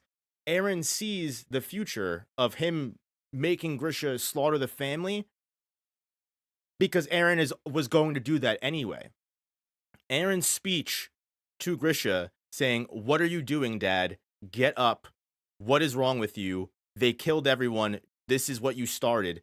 Eren was going to do that whether he saw the future or not. Why doesn't that apply with adult Eren showing all of this stuff to kid Eren? Because what does kid Eren need to know all of this stuff for? He's going to forget it all immediately. Have a good one, Yank. There's no reason for kid Eren to know this stuff if he forgets it all immediately. Because he learns all of it. He learns all of it when he kisses Historia's hand. He already knows all of this stuff. So why is he showing it to his kid self that's going to forget it all anyway? Because when he awakens the Founding Titan, he's going to be omniscient and know everything and everything that could happen anyway. So I don't understand why an adult Eren who already knows everything is going to waste time going back to talk to kid Eren that's going to forget everything anyway up until he awakens the founding titan when he learns everything anyway. Do you see how that's kind of redundant and not necessary? How, like, if Eren, when he awakens the founding titan, learns all this information, why would he teach someone else that's going to forget all of this information? Because through this, it's implied that adult Eren showing kid Eren all of this is how adult Eren learns everything when he awakens. But we also have the same plot point that Eren is able to see into the future and see all of the different futures already. So if Eren can see all of the different futures and see every single timeline and see everything, I ask again, why does he need to show kid Eren that's going to forget all of this anyway, all of this, if he's already going to know all of it? But you were asking before how adult Eren knew all of that as if it didn't make sense. So now that we're changing the subject, it's a plot point planned to be explained later in the fan manga about why adult Eren showed all of that to kid Eren. The anime cut a small detail. Eren said, "You'll forget what you saw, but not what you felt." No, no, we're not going to, we're not going to then turn this around and then be like, well, actually, it's going to be explained in the other 6 parts of the manga that haven't come out yet. Just stop. If it's not explained here, I'm judging what is here. And I don't care what anybody says. No. No, no, no, no. It doesn't make sense. It's stupid. We can be honest about that, right? It's very dumb. It shows a complete misunderstanding of the story.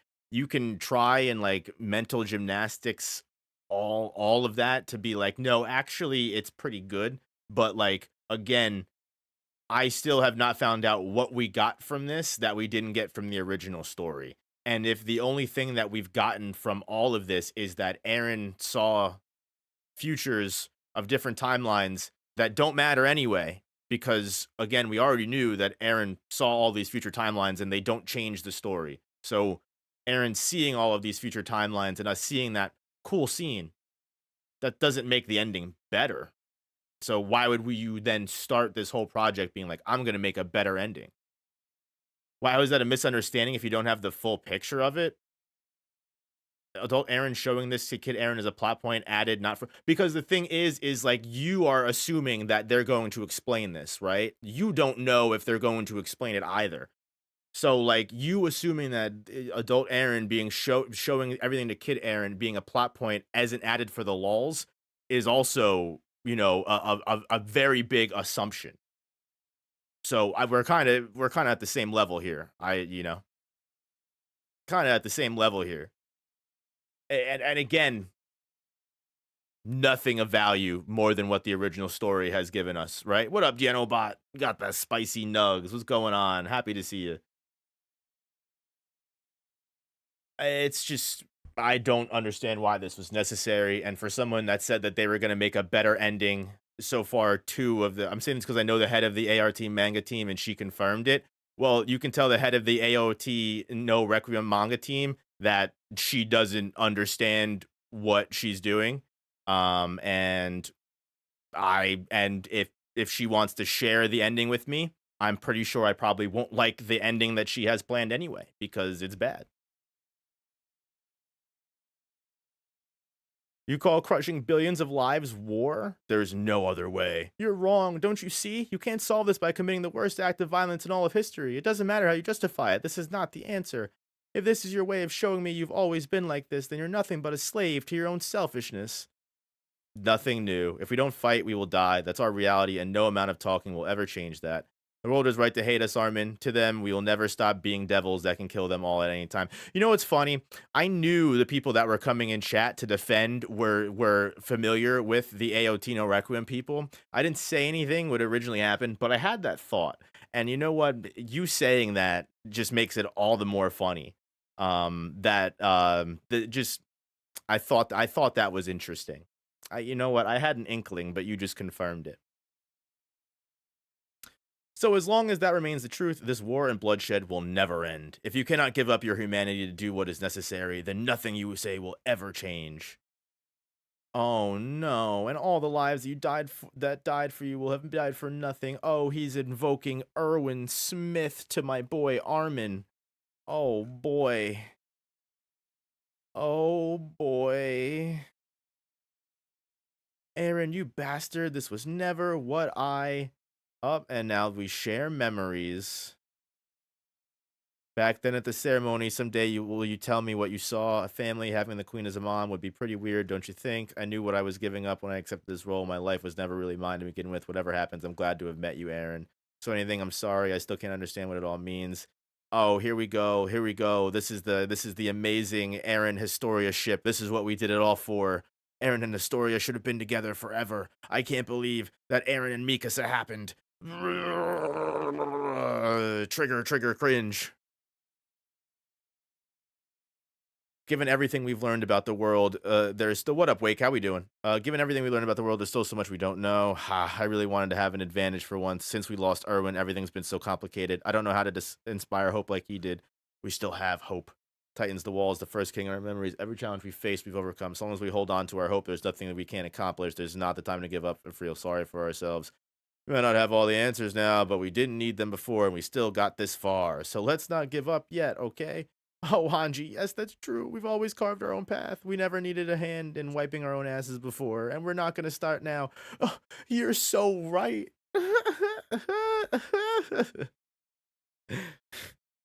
I love she's like, you know what? We just have to have hope. And she's like, you're so right. Oh my God, the whole world is against us, but we just have to have hope. You're so right.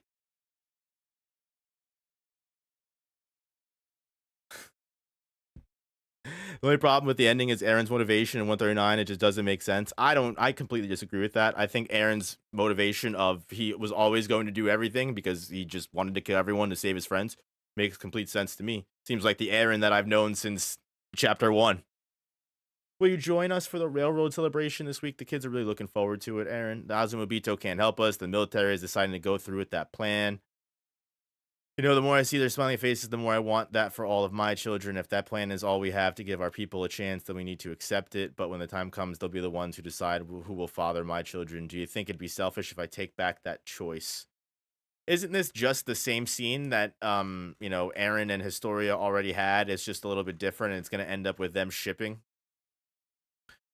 No, because you're the girl who saved me that day, the worst girl in the world. This is, again, the exact thing that happened in the manga. Please do something creative, I beg of you. What about the others? Do they agree this is our only option? Are you trying to get me hanged? Going to war is one thing, but destroying the entire world, that's only something a devil can do. You expect me to believe you when you couldn't even sacrifice Armin for Erwin? So this is now showing and saying that...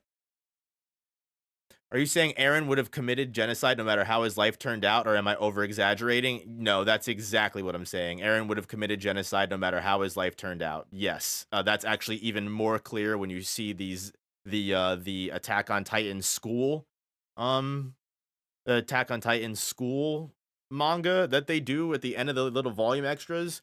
Aaron literally just gets bored and goes, you know what? I'm going to do like a mass shooting, or you know what? I wish I could start a zombie apocalypse. I'm going to start a zombie apocalypse because I'm bored.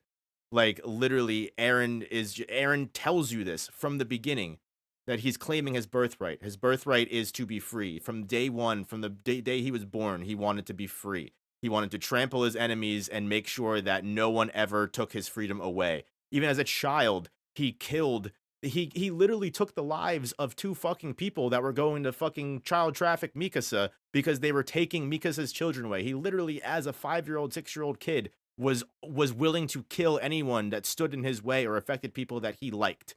Why wouldn't he do that?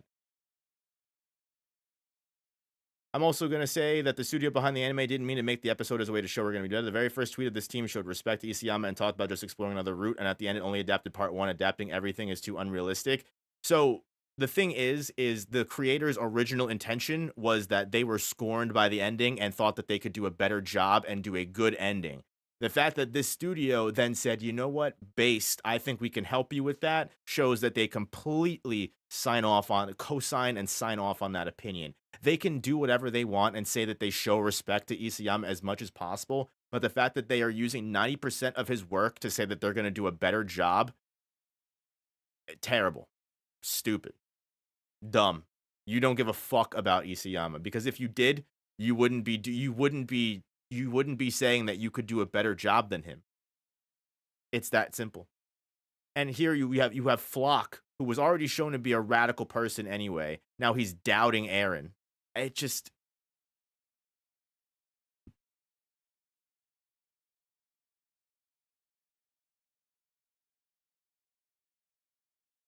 Why haven't you told the others? Because they won't be able to do what's necessary. Honestly, I'm not sure someone as sentimental as you is up to the task. But we can't just hope for a miracle either, no matter how you look at it. Us or them, either way, you're talking about mass slaughter. Once it starts, there's no turning back. Eren, can you truly commit such an unforgivable sin? I don't care for forgiveness. I've got less than 5 years anyway. I can't waste them all doing nothing. If being a devil is the only way to make a change, then I'll gladly become one. I'm going to save Eldia. It doesn't matter if I die. I will not let them steal back what is ours. Again, why is this different from what we've already seen, besides some small select changes in the scenes? Like, we have a conversation between Armin and Eren that gives us nothing new, things that we already knew. We have a flashback of Eren and Historia that we kind of already got, with just a little things different that just paint Historia as like, you know what, we should just hope that the world doesn't take us out. And Hanji's like, I'm so moved by that, which is like just great. We have a little bit of a retread of ground of what we already got in Eren and Historia's flashback.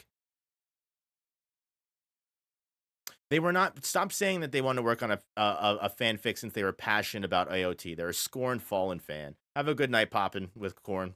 Like they're a Scorn fan. They were betrayed. They actively wrote on their introduction page, they were betrayed, angry, and they don't.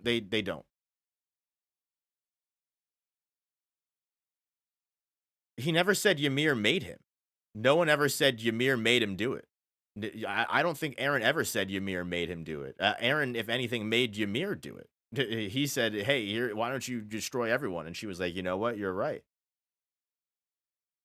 Eren even said that he wanted to protect his friends on the island, but then says he doesn't know why he did it. No, it's just a misunderstanding of everything. Eren, and then he says he lost on purpose. Which is it? No. See, you're saying that he lost on purpose because he wanted to protect his friends. He set everything up in a way where his friends could still beat him, and he would only kill 80% of the world. Eren succeeded. Eren did everything he wanted. Eren doesn't know why his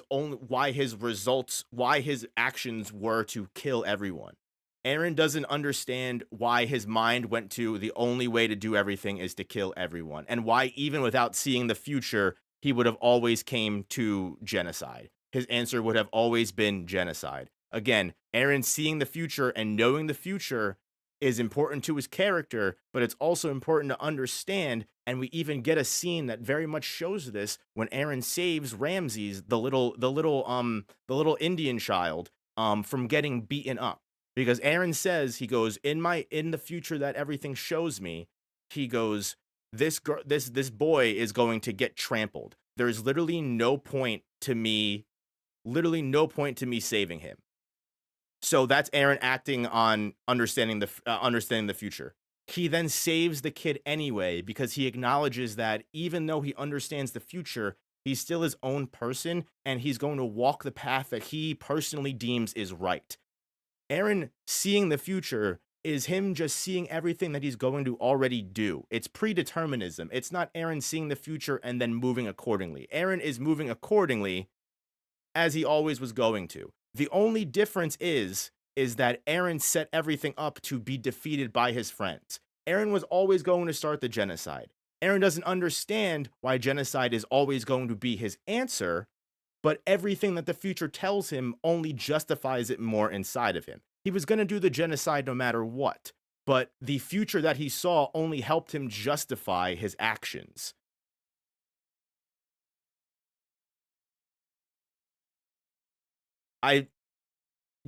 Again, it seems like, so we've got the AOT ending haters that are going to be very upset about me criticizing the Attack on Titan Requiem ending. And the funny thing is they're going to say things like this, like, while not explaining why Aaron said only Ymir. If you choose to not listen to the words that I'm saying, that's fine. And you can act like, you can act like I'm not answering your questions open and honestly, but that's fine. I just explained everything. So, yeah. Imagine getting upset about someone that's reacting to a fan ending that they didn't like it. Now you can comment to the void.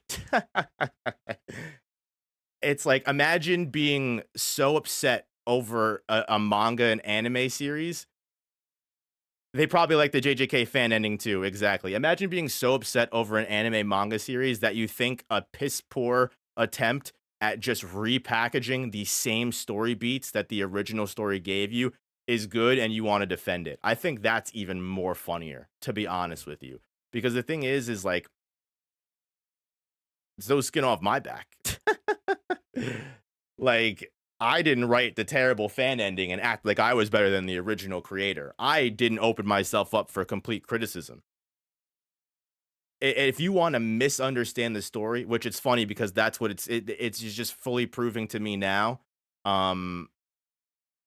that fully proving to me now, that the people that didn't like the ending just didn't get it. Because again, Ymir did it. The only thing that Ymir did was not explain to Eren why she wanted to also genocide the world. Both Eren and Ymir wanted to genocide the world. The only thing Ymir did was not explain to Eren why Mikasa was the main primary goal and why the fate of the world depended on Mikasa.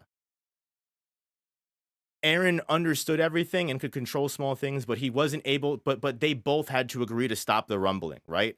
Eren's plan was to eliminate the scourge of the Titans because he got rid of the Titan completely, all the Titan genes from the world by doing what he did. He made his friends the heroes of the entire world by doing what he did. And also, he made sure that Eldia would be safe for at least another couple 200 years or so, while the fascist Jaegerist army in Paradise was able to build themselves up while the rest of the world also, was completely ravaged and damaged. Ymir's one consideration for stopping the rumbling was Mikasa, and Mikasa being able to kill Eren. It's not that hard. It's that simple. Let's see. Why haven't you told the others? And again, it's like, the funny thing is if you think this is better, then you're just telling on yourself, because this is literally the original story. This is literally the original story, just repackaged to you with a couple little more clear dialogue and less subtlety. So if this is better for you, more power to you. Unfortunately, I like the original series because I didn't need to get spoon-fed all of this knowledge. I was just able to infer it myself with my imagination. You should try it sometime. It doesn't matter? How could you say that to me? Coward, you think you can just run away from your sins by taking yourself out? Everything we've gone through, doesn't any of that matter? I understand what this will mean for all of us, and you may be able to walk through that hell on your own, but please think about the people who love you. If you intend to go out and die there, I won't do as you say. I can't. Don't make me go through this again. You promised. Truth is, I'm scared, which is why I want to try and fight this for a chance. So, Eren, what would you think about me having a child? I know I'm not asking for a lot, but I don't know what else to do. I'll find a way, I promise. It's just normal Attack on Titan ending triggering. It happens every time I talk about Attack on Titan. Nothing new. Anytime I talk about Attack on Titan, someone triggers me. It's without fail. Most triggerable offense possible on the No Operator channel. I'm sorry, all I know is that if I don't do this, it will never end. Then don't do this alone. I really am the worst, most despicable. I won't tell anyone of what you're planning to do, Eren. Everything will be in place so long as you see things through on your end. So Historia was actually cool with everything. We'll prepare for Eldia's rebirth. After all, we've already gone this far. So Historia was cool with the rumbling. I don't know if I buy that. I don't know if Historia would be a Jaegerist. especially since there's no inkling that she would be a Jaegerist, even in the sure, whatever. This is your own thing. Go ahead. So Aaron accidentally showed Armin these. Can I ask a question? You weren't meant to see that. So can I ask a question here? If the AOT Requiem defenders are still here, Aaron is able to see all possible futures, everything completely. He knows everything that's going to happen. It's and this is also said in the fan ending. How does he not know that Armin would see that? How is this news to him? Wouldn't he be aware that this is about to happen? Because again, we added that whole scene of adult Aaron showing kid Aaron all of the old stuff, right? Because it's probably just going to be a big time loop, right? Because that's going to be the main point of everything, probably, right? Because it's meant to that's what all the original people wanted that hated the ending. They wanted it to be a time loop, and it wasn't a time loop because we spent years of theorizing that it was a time loop, and we found out it wasn't, and that's why that's all we wanted in the anime original ending, and we made all of these videos about Attack on Titan having an anime original ending, and it never did. It was the most faithful adaptation of a manga possible. The Infinite Delusion of Attack on Titan's anime original ending. That's probably a good video. Let's save that for later. That'd probably be fun. That'd probably be a fun video to watch. Because, yeah, The Infinite Delusion of Attack on Titan's anime original ending. Yep. What people who hated the AOT ending thought was going to happen.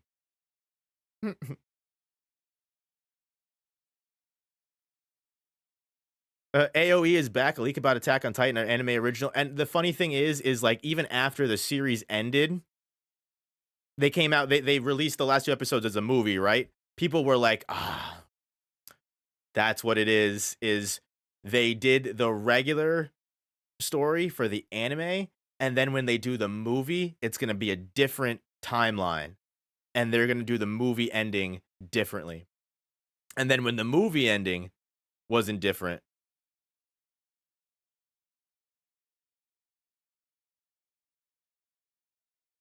they were like, the Blu-ray will have a different ending. Where they show some of the story of that very, very far future the manga ended with after the island got destroyed and stuff. Which one? What are you talking? Is there original? I didn't watch the movie or anything. So I really don't know.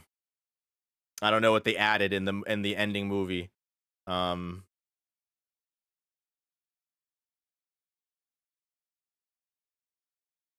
yeah. That'll be a fun video to watch later for sure. No, this does not absolve you. The fact that you hid this from us is proof you are aware of how much of a hypocrite you are. Had just trusted us from the beginning, we might have found another option together, and now the people we've cared about are dying at your hands. You talk of destroying the cycle, but all you've done is condemn your child to be the child of a monster. We've always been monsters. You don't suddenly get to act like you aren't. Then there really was no point in talking to you after all.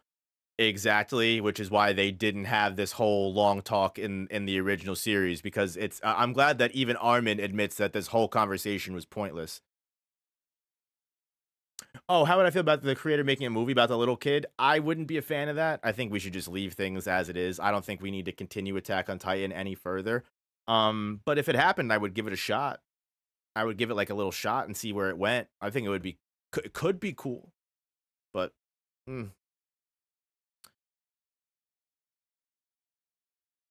because you asked me a question I thought I didn't want to hear, and because I don't want to fight my best friend. But you are fighting your best friend currently. And when you said you wouldn't take our freedom to stop you, that hasn't changed. Even after all this, the choice is still yours. Well, you were right about one thing. I was weak, and I was afraid to do what was necessary, but not anymore. I'm going to stop you, Aaron, even if I have to kill you. Boring. Just fucking boring.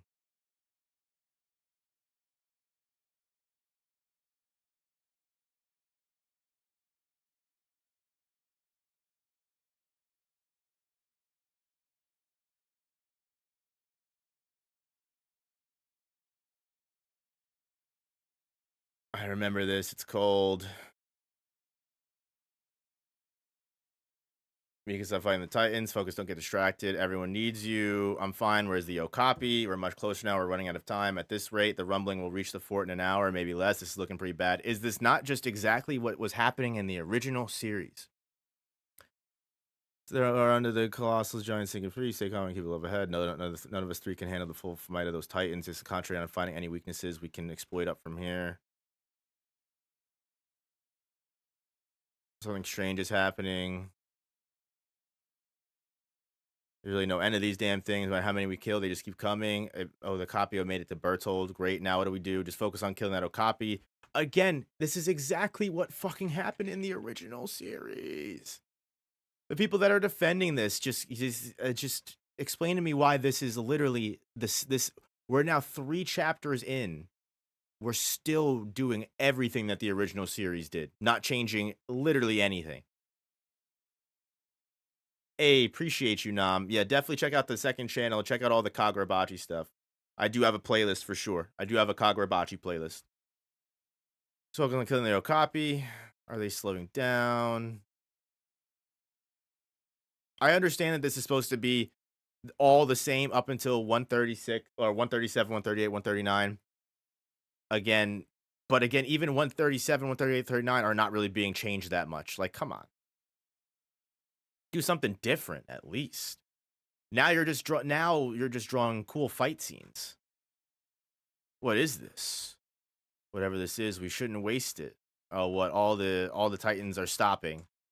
Peak, John, we can't lose this chance. What's happening? They're just staring at me. What's with them all of a sudden? There's no mistaking it. They're not responding. But on the off chance this is a trap, we'll have better luck if we regroup. John, get moving. I can cover you while they're still behaving weird, right? Something's different. Are we doing the same scene of Peak and Reiner opening up Aaron's neck so they can put the dynamite there? Is this the exact same scene? Connie, how much gas do you have left? Not much. Any bright ideas? We'll keep pushing. Good, same page, which we have an actual plan. Whatever this is, it's affecting Bertold. What's going on? Connie, hook onto Annie's hand and brace yourself. We're going to shoot for Bertold. What? And leave Annie behind? They'll tear her apart. We can't split up now. We're going to die anyway if we stay here. Annie has a better chance of defending herself if she's not worried about it. I just don't get your ass killed before we do. Looks like break time's over. So I guess Aaron and Armin are just fighting in the paths.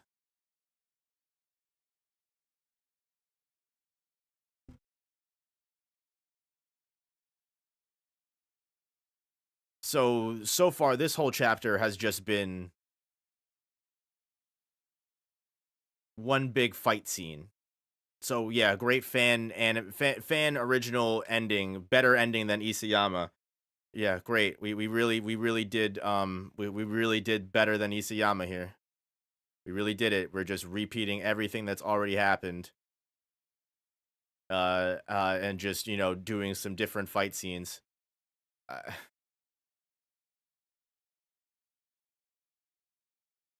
Connie, hook onto Annie's hand and brace yourself. We're going to shoot for Bertold. They're literally going to do the same Annie thing where she whips them. You can't be serious. They're going to do the same thing? Ain't no way people were coming in my chat and trying to defend this. Ain't no way I had to ban this person because they were trying to clown on me for thinking that this was bad. No way.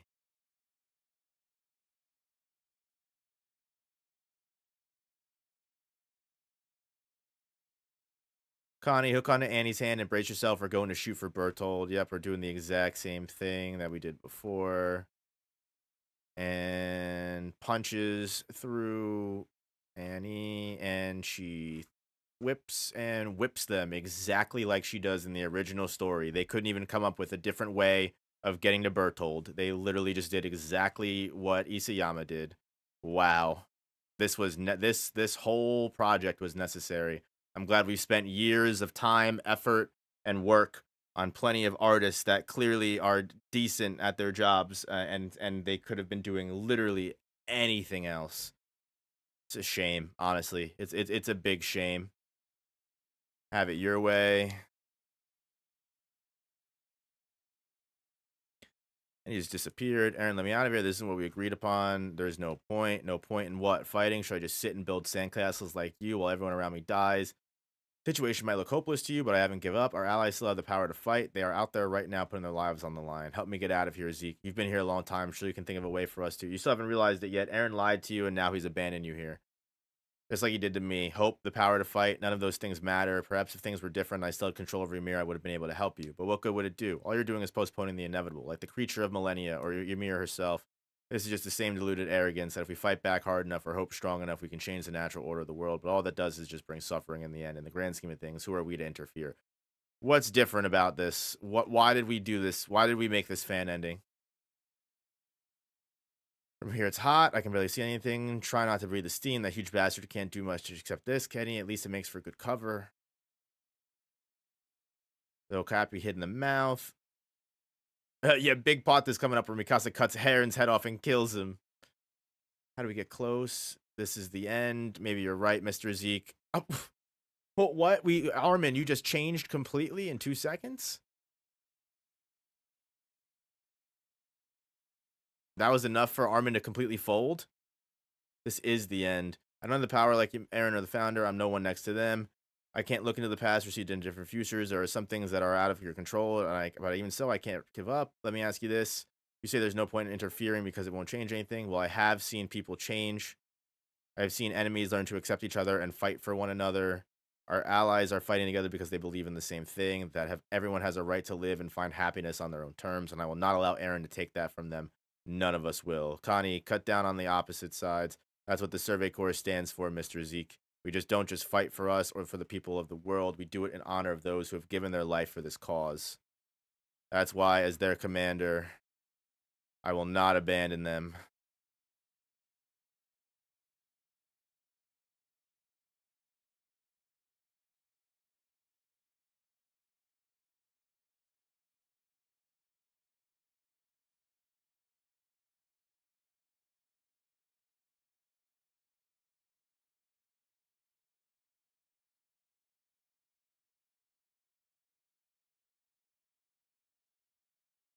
So they cut down the tendrils.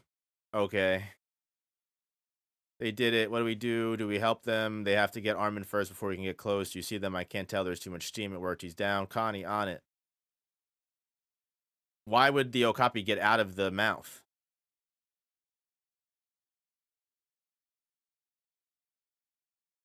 All right. Yep. They kill the Okapi. They get Armin out. One fan serve, I really don't know.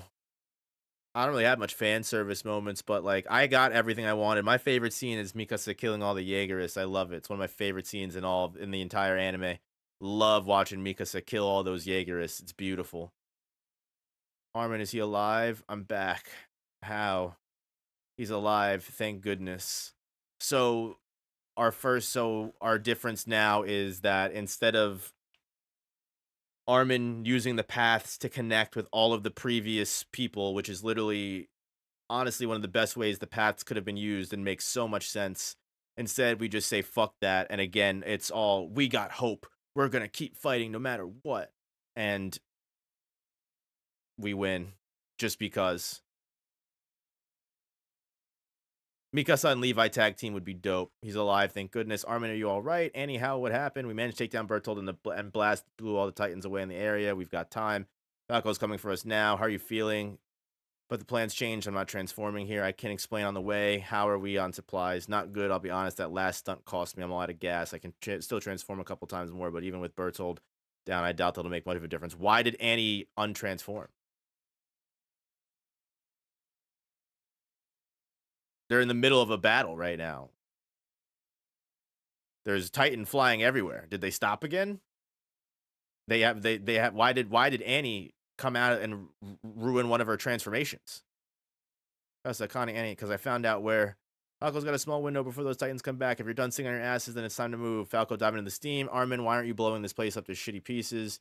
And you're covered in Titan spit. Disgusting. Is that supposed to be Levi? Good lord. Sorry, Captain, but the plans changed. We need to head to the front. Can Falco hide it? He's getting really tired, but if we follow the updrafts from the steam, it should make flying easier. Good, because I think I know where both Aaron and Zeke are. How it changed when I was taken by the Titan. I lost consciousness. I went back in that place, the paths that were replaced with sand, everything. I think Aaron brought me there for one last chance to dissuade us from stopping him. I tried to do what I could, but there's just no reasoning with him anymore. Again, Aaron has seen every single future and has seen all the futures that don't work. So why is he wasting time trying to dissuade Armin? He should know that Armin's not going to change. It's just, come on. Come on, guys. At least pretend to understand the story that you're thinking that you can do better with. I tried to do what I could, but there's just no reasoning with him anymore. But earlier, the Titans were acting strange. Even if he's trying to stop us, that doesn't mean he wants to hurt us. The anime is only adapting one chapter, bro. Had to go to other manga chapters in the future to try and make a point. It's so funny. You guys must have posted this in your little Discord or something, and you're trying to make a big stink. Who's coming at the studio? You guys must have came from the YouTube channel. You guys are just showing that you not only do you not understand Attack on Titan, you don't even understand the stream you're popping in for, which is honestly very telling. Explains a lot. Earlier, the Titans were acting strange, and it's like I have to. So criticizing the rest of the manga is me making a point. Like I'm just supposed to pretend that the other chapters don't exist. Is it bad? Is it good? Does that change any of the points that I made? And now I'm getting insecure. I love it. It's so funny. Mikasa, there's no other way. The Aaron we knew is gone. I've already made my decision. We can't hesitate. We can't slow down, not even for a moment. Millions of innocents' lives will die if we do. If you need to decide what you're going to do, Mikasa. Is this not the exact conversation that we had in the original manga? This is the exact same thing that happened. The exact same thing.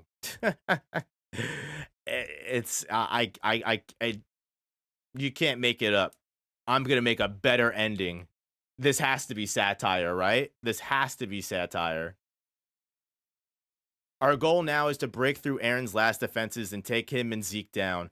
Once everyone is clear, I'll be the one to kill Aaron and end this. No one else needs to die today. And so you ride to your deaths like proud soldiers. You guys heard the commander. Stay focused and watch Falco's hairy ass from getting speared at. Even with this cover, we're still. That was very moving. But see, that's what I mean by idealism amounting to nothing. That was very moving. Oh, God.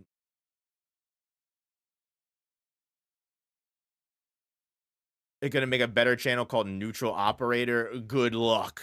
There can only be one. No one will ever be better than me. Because in the end... And I just know all the haters that are coming through are gonna be like, see, he thinks he's better because if I don't tell him it's a joke, they won't be able to figure that out. Just like the dialogue in this fucking manga. Oh my God. I wait for the day that one of these projects ends up being good. It really will be a revolutionary moment for everyone, I think. I really think it will be such a revolutionary moment in history when a good I can make a better ending than the author fan ending comes out. But until then, it's almost like they were written by the same people, right? It's almost like all they do is they just over explain what's already happening in the original story, and they change everything here or there and then just use all the original scenes. It's like, so did you really have an issue? Like, was the ending bad, or did you just not like how the ending went? Even now, you're still being used by Aaron, just like how he uses me. His hand, it was crumbling before, but it's healed. So Aaron is using you. Is he keeping you with him? Is that why you're still alive? Your time is up, Armin. Now it's my turn to ask you. Are you prepared to pay the price your cause will demand from you? Oh boy, now Zeke's fucking making big ultimatum, man. He's not big mentally broken, man. Now he's like, you know what? Soldiers riding to their deaths is actually super based. Even though in season 3, when they had the big battle in Shiganshina, the soldiers raging to their death for no reason actually annoyed the ever-living fuck out of Zeke. Because he felt it was all pointless. And it's funny here because Zeke's position changes in the original story because Armin reminds Zeke that there is point to life. There is reason in this meaningless. There is you can derive meaning from things that seem pointless. It's the little things like birds flying in the sky, playing a game of catch with your friends here and there. It's like super focused on the small things in life. And Zeke remembering this and realizing that, you know what? Fuck. Armin's kind of right. It is all about, the little things in life. That is what moves Zeke to be like, yeah, you know what? Let's change this. Let's change this. Your time is up, Armin. Now it's my turn to ask you. Are you prepared to pay the price? They got to tell me first because I never knew. Maybe they should hang it up. Yeah, I think they should probably hang it up too. I completely agree. Wait, what? Huh? And that's how Armin came back, or will it crush you instead, like all the others? Good luck, Armin.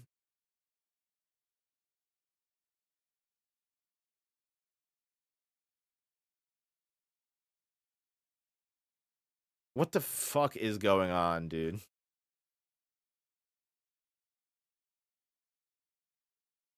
I've lost the plot entirely. As the Matrix said, if I know what choice you're going to make, it's not about making the choice, but finding out why you made that choice. Oracle paraphrased.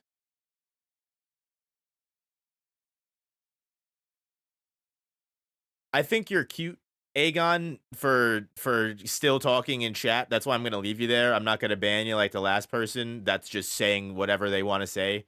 It's funny that I can tell that you literally don't even know who I am because you said until then, bro is gonna keep making a living by reacting to other people's work.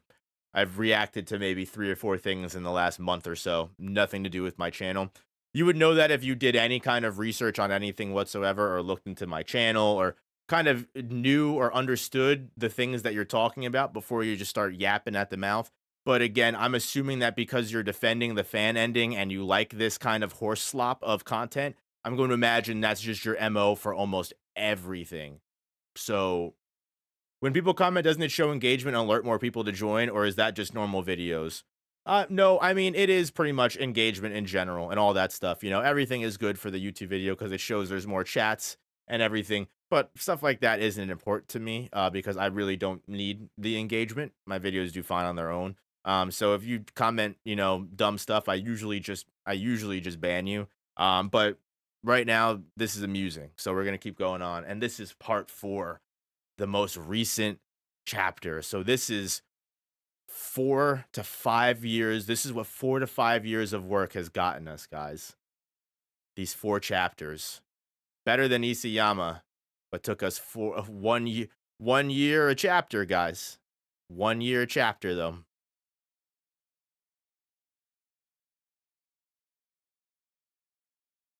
That's why people are here. I mean, that's content. It is amusing to see me get triggered about fan work. That's actually the whole point of the video.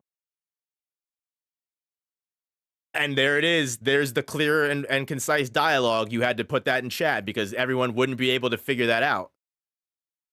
Just like Attack on Titan Requiem, you had to post that in chat, or no one would have been able to figure that one out. Stand down. Attacking one another will solve nothing. These people came to us in a time of extreme need. We've been given a new chance to help each other and make amends. But sir, these Eldians have their plan to take over the fort. We can't trust them to. No one is taking over anything. We need all the able-bodied hands to man the defenses. We all share the same fate now. And again, this already happened in the original ending. It's like the amount of the amount of little creativity that has went into this project is astounding to me. That's actually what's blowing my mind the most, is the amount of, they could have done anything and they chose to just do the same shit. Isn't that speaking more to the ending, that the original ending was pretty good?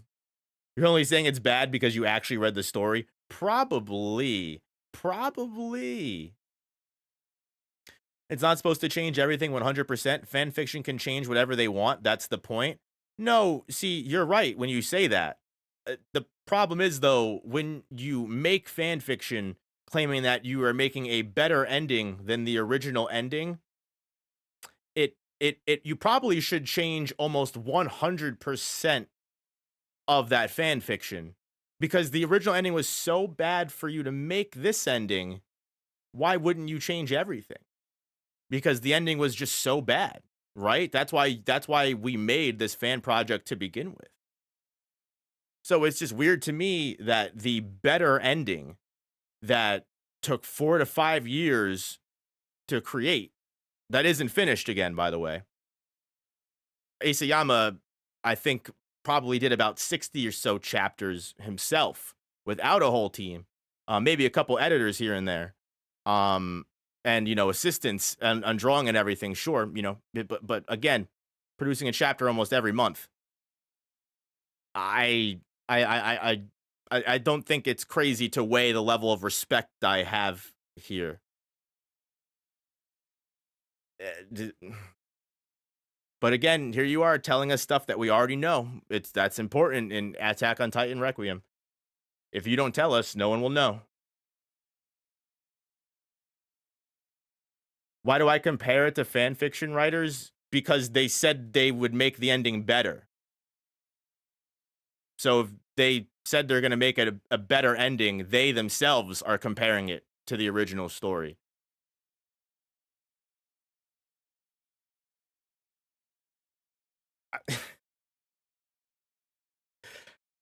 It's funny that's why you're still in chat, because you're because it's like you can't make it up. I'm glad that I'm glad that we're seeing the I'm glad we're seeing the community of AOT Requiem fans in live action right now do their best to defend the story.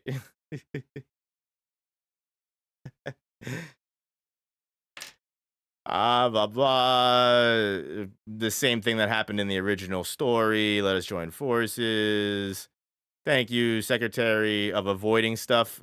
Again, you're just not even making sense. You can count on all of us to help. All those sick and wounded proceed to the infirmary. Move. All able-bodied men. You don't got the answers, Sway. Type energy. I mean, like, for real. It's they don't got the answers. They don't got the answers. You're awake. How are you feeling? Where? The fort? No, the emergency landing and the others. Take it slow. You've suffered a bad head wound. Soldiers that flew here, the rumbling. Did they stop it? No, but they haven't given up either. Those who live are still fighting. It's inspired us to do our part, little as it may be. My son Reiner was among those soldiers. I know he would want me to keep going. Now at the end of all things, all we can do is put our faith in them. Oh, so Reiner's mom is stepping up. Okay, that's actually something that, here we go. Here's something I can say. That's actually kind of cool. That Reiner's mom gets a little step up moment. I like that. If I can say I like anything about Attack on Titan Requiem, it's the Eren walking through the past tragedies was a cool scene, and Reiner's mom stepping up, kind of cool. If I can say two things out of this 100+ page manga, then Jesus, oof, yikes. All we can do is put our faith in them. Hurry, they're almost within range. Get those cannons ready. Bring that cannon here. What the hell did you say, Eldian scum? How dare you disrespect the commanding officer? For the last time, these cannons are useless. We cannot fight against this many colossal titans. Coward, you'd have us all give up instead of fighting back. What other choice do you think we have? A fort like this must have some kind of underground bunker or an underground storage facility where we can hide from the rumbling. I don't want to hear any more from you. Get back to your post immediately. Listen to us. According to Marley's civil defense protocols, there should be a bunker. The bunker wouldn't help them survive the rumbling, though. Right? Like, the an underground bunker wouldn't hide them from the rumbling. If the rumbling could have been avoided by underground bunkers, I think we would have had a lot less problems. I don't think there would have been as many casualties if we could have hidden under a bunker. And I also don't think these high-ranking military officers and government officials would be not using the underground bunker if it would work. Buildings have been forced to build your Marlene bases long enough to know that. Tell us where it is. If such a facility existed, our protocols demand priority for Marleyan citizens first. If you continue to disregard my orders, to hell with your orders. Our lives are just as valuable as yours, at least the women and children. Break it up. Back to your posts. All of you, I'm telling you, will all die if we don't. Shut your mouth. Get those cannons loaded. Mr. Leonhardt, what's happening? We shouldn't be fighting each other. The forces from Paradis are risking everything to save us. And they will fight to the last man. But we can't ignore the possibility of the rumbling reaching us beforehand. So instead of having everyone come together for a brief moment, everyone can't get together. Which I guess if that's how you want things to play out, that's fine. I can understand that perspective. However, you know, I definitely think it means a little bit more from the original ending when they, you know, do come back together, and then as soon as the potential of them becoming Titans is revealed again, they immediately turn around and go, yeah, we would never do this again. We learned our lessons. We've learned. No, you didn't. No, the fuck you didn't. Can you all see? But you know what? Anya Capone is gonna come in here and is gonna give us a speech about hope and how we should help each other. And then everyone's gonna be like, you know what? You're right. We do need to get back on the original track of the original story in this fan-made ending that claimed to be better than the original story. We can't change too much. We just have to add small little scenes that we think were necessary. Because our readers weren't able to figure it out before unless we told them. It's true, no artillery can save us, and I can't, blah, blah, blah. Citizenship be damned. Just listen, help each other for once. It's time to accept that trust works. That trust works both ways. Now, if there's a chance to save lives right here and now, if it means we have a better chance of preserving our future, then blank. What was that? An explosion? No, it sounded like a crash. Did they do it? Are we saved?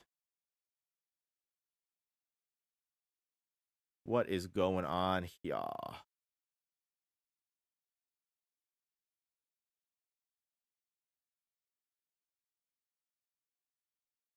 What, John almost got cooked?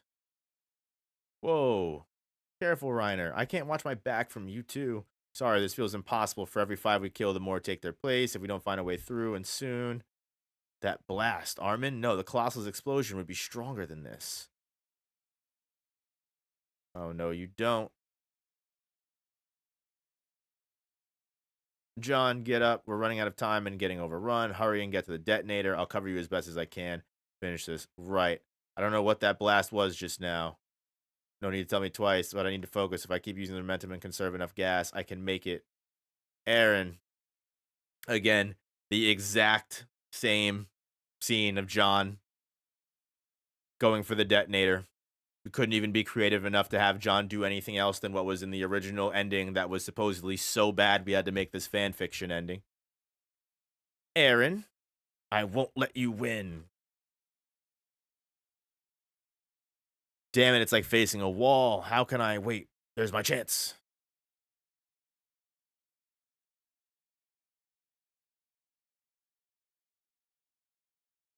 Aaron is in the fucking... Oh, that's Peak, I'm sorry. Looks like Aaron.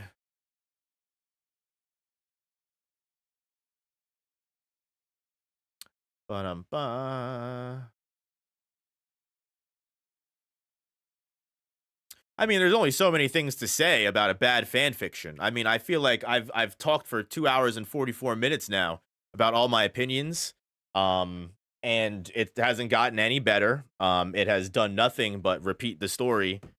All my criticisms of the episode are the exact same criticisms I have of the chapters. So I don't really know what more there is to say about. And the thing is like, you know what? Here's a question: is this really fan fiction?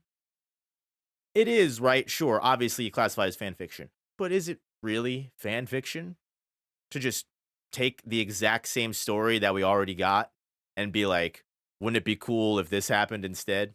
Wouldn't it be cool if this happened instead? And you know what? Marvel What If is a great series and was able to do so many different things because they took that small concept and ran with it to create these awesome, amazing, and fun stories that really just went off the wall entirely. And that's why we love fan fiction, right? We love fan fiction. Love it. But when you do the exact same thing as the original author, it's just embarrassing, honestly. And like, you have people in chat that like think that I mean that the art is verbatim the exact same as the manga, which is clearly not what I'm saying. But again, I have to spell that out. And yeah, Aegon must be, that's what I mean. No, that's what I mean. They're all coming directly from either the creator themselves or the people that know people that work on this. You can tell literally from the person that was here earlier that was saying that, oh, I know someone that worked on the studio behind this, or I know the original creator of the thing. And it's like, that's why you're here. You're upset that I'm criticizing the person you like's work. Not that I'm criticizing the work, because the work is bad. You can't defend the work. That's why everything that you're saying has nothing to do with the work. It has everything to do with what I'm yapping and saying nothing and repeating my arguments, or I'm stuttering, or I'm taking fan fiction too seriously. And if you'll notice, literally nothing has been said on the behalf of the actual work itself and why it's actually good. That should tell you more than you need to know, that if you can't defend the series on its merit in and of itself, it's probably because it doesn't have any merit. But that's fine. If it's honestly better when people tell on themselves than me having to uncover it for them. And again, we are now almost all the way through the available content of Attack on Titan Requiem. And so far, the only differences from the original ending, adult Eren showed young Eren the past for no reason. That was all that happened in chapter 1. That was literally like, a couple slight dialogue changes here and there, but ultimately all the themes are the same. I think in chapter 2, Eren and Armin had a conversation that mostly amounted to getting us to the exact same spot that we were in the original ending, and spelling out and telling us things that we kind of already knew. Same in the first chapter. The third chapter was mostly just action scenes. Great art, great job trying to recreate the original, artwork and the original style of Isayama's art. Sure. And yeah, the art is cool. Sure, whatever. But as is it a better ending than Attack on Titan? Not really. The only thing that changed in Attack on Titan Requiem chapter 3 is what? Yeah, I know a lot of people that have spent years on this project because they love AOT and have never said anything bad about Isayama. Exactly. Yep, they know the people personally. Exactly. Wanted to have a conversation? You don't want to have a conversation, though. You can keep pretending like you do, but it exactly, right? They know all of the people that did this. And it's funny too, because even in if you're coming from the YouTube comment, or maybe you guys all posted this in a Discord or something, if you're coming from the YouTube comment, I said that everyone on the studio would be better off working on something different. I never actually came for the studio at all, but actually finding out that they're now reanimating the Black Swordsman arc of Berserk. Well, you know what? As long as they don't make any changes, I'm actually probably okay with that, because I know Berserks have gotten some pretty piss poor adaptations lately. So you know what? If you want to do a fan adaptation and play something that's a little bit better, if the studio moves on from this, good for them. They can move on from this. But the fact that they co-signed this terribleness shows me that they don't really have too many morals, or they don't really, you know, care too much about original creators. Art of this fanfic at least isn't as bad as the JJK one. There we go. See, that's something nice we can say. Peak, she can't transform? Why can't Peak transform? Isn't the whole point of the Cart Titan that she can transform as many times? Why is this terrible? Please go back in the VOD to the 2 hours and 50 minutes that I spent explaining this. I'm not going to keep repeating myself. That's not being mean. That's just me being honest. We've got to get through the rest of this chapter because this has gone on way longer than I wanted it to. I got sucked into reading the fucking manga now because I was so appalled by the fucking terrible fucking content that was in the anime episode that I just had to see how bad it continued to be. And honestly, I'm upset that I've wasted this much time on reading this. But you know what? It's been fun. It has been fun. I can't say it hasn't been fun, but I can't keep explaining why it's bad. It's just, yeah, please, I've said so much already. I just can't wait for this to be over. Oh my God. The worst part is like, it hasn't even done anything. We are still doing the same thing as the anime has, except now we're giving Peak a terrible moment where she can't transform for some reason, even though the Cart Titan's entire point is that she can transform almost as many times as she wants to. Reiner, help John. No, keep moving. End this. Are they gonna kill Peak? No, Papa. No, I'm sorry. Did they just kill Peak?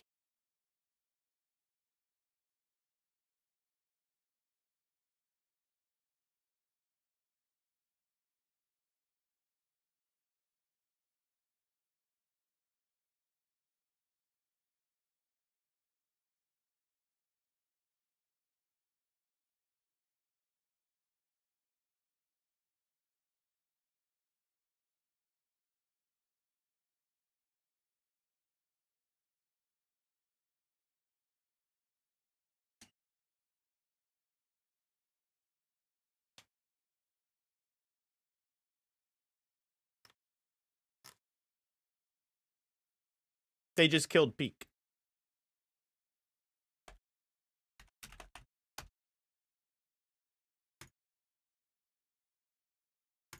First of all,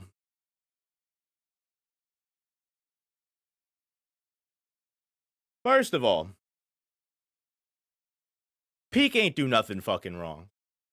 Peak doesn't deserve to die. Why would you do that? What did Peak ever do to you? Creators of Attack on Titan Requiem.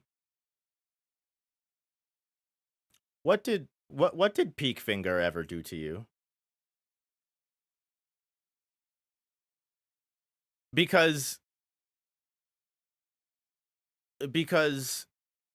she didn't deserve that. And not just that.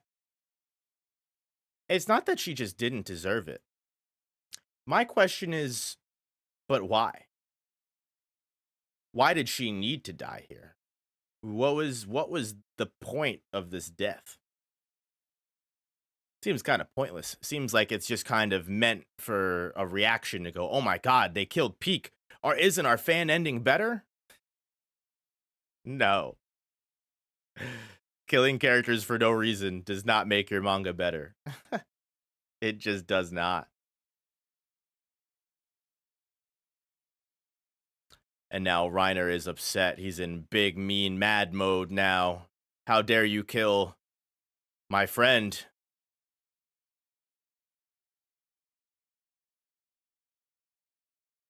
Peak, I'm sorry. Yeah. You know what? I definitely think Reiner crying over Peak because they had such a close relationship, you know?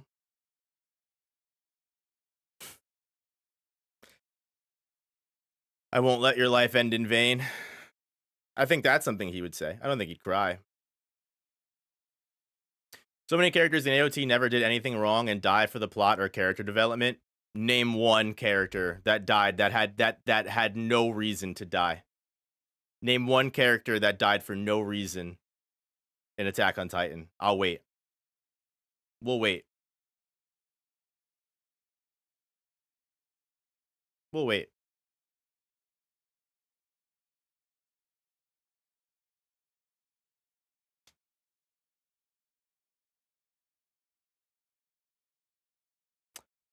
Sasha did not die for no reason. But yeah, no, I understand. You liked her. She definitely, you know, kind of came up pretty fast. But, you know, Sasha's dying is literally referenced multiple times. This isn't me coming at you, Nam, either. This isn't me coming at you, Nam, either. Never said for no reason. Okay, bro. You know what? If you don't want to answer my question, no problem. Chose to argue over semantics than to answer the question. Actually, I take it back. If you can't write, then you can't make good manga. Ba-boom. Don't give up, John.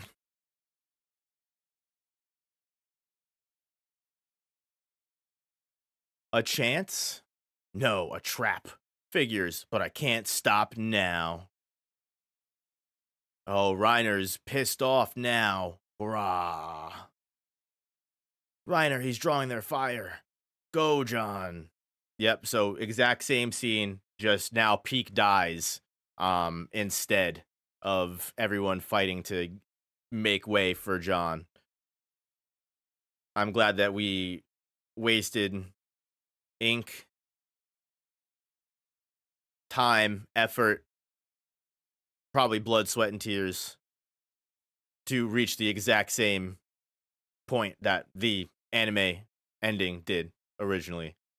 This is really better, guys. This anime fan ending, manga fan ending, everything combined, it's all so good, guys.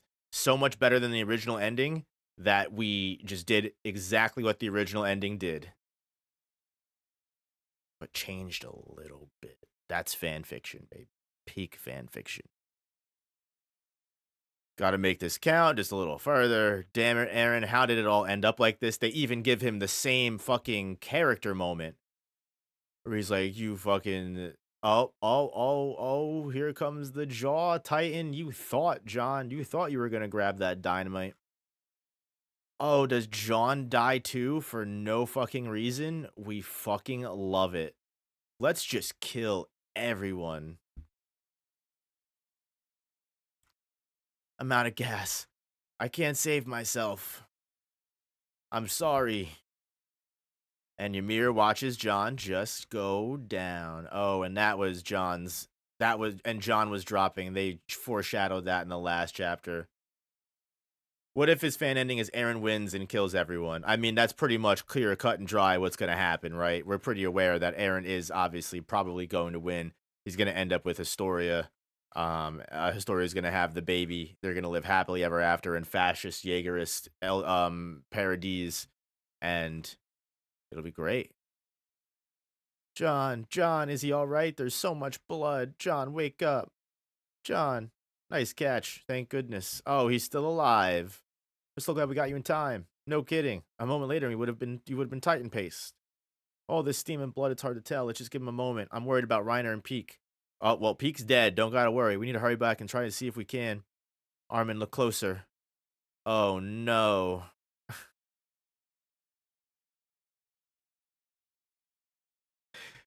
Armin, look closer. Oh, no.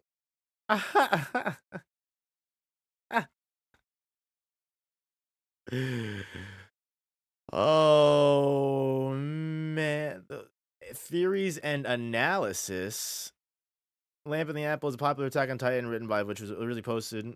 Took major inspiration from this work. We have made a condensed version of the article. Yep.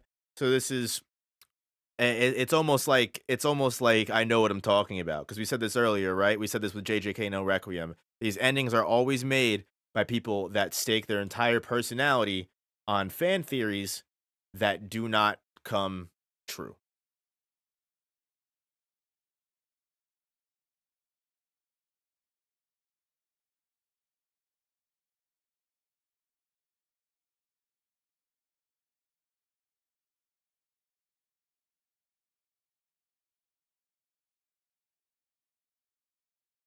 Yep.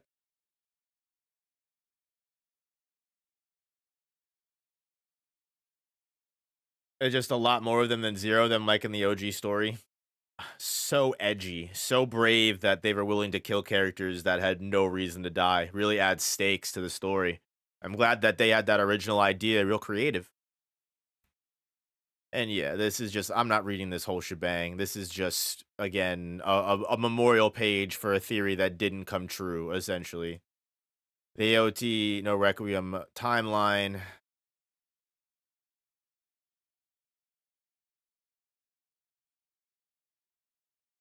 Oh, God. I'm not fucking. What the hell? What the hell is this? Artwork by Attack on Titan Requiem and Hajime Isayama. So they're literally using artwork from I'm Done. I just, wow, yeah. Just, oh, there's other AOT fan endings. New chapters release on the 9th of every month? Ain't no way. And their site can't be reached.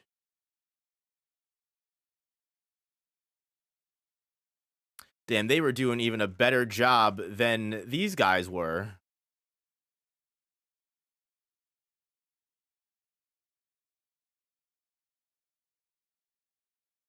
Damn. What could have been.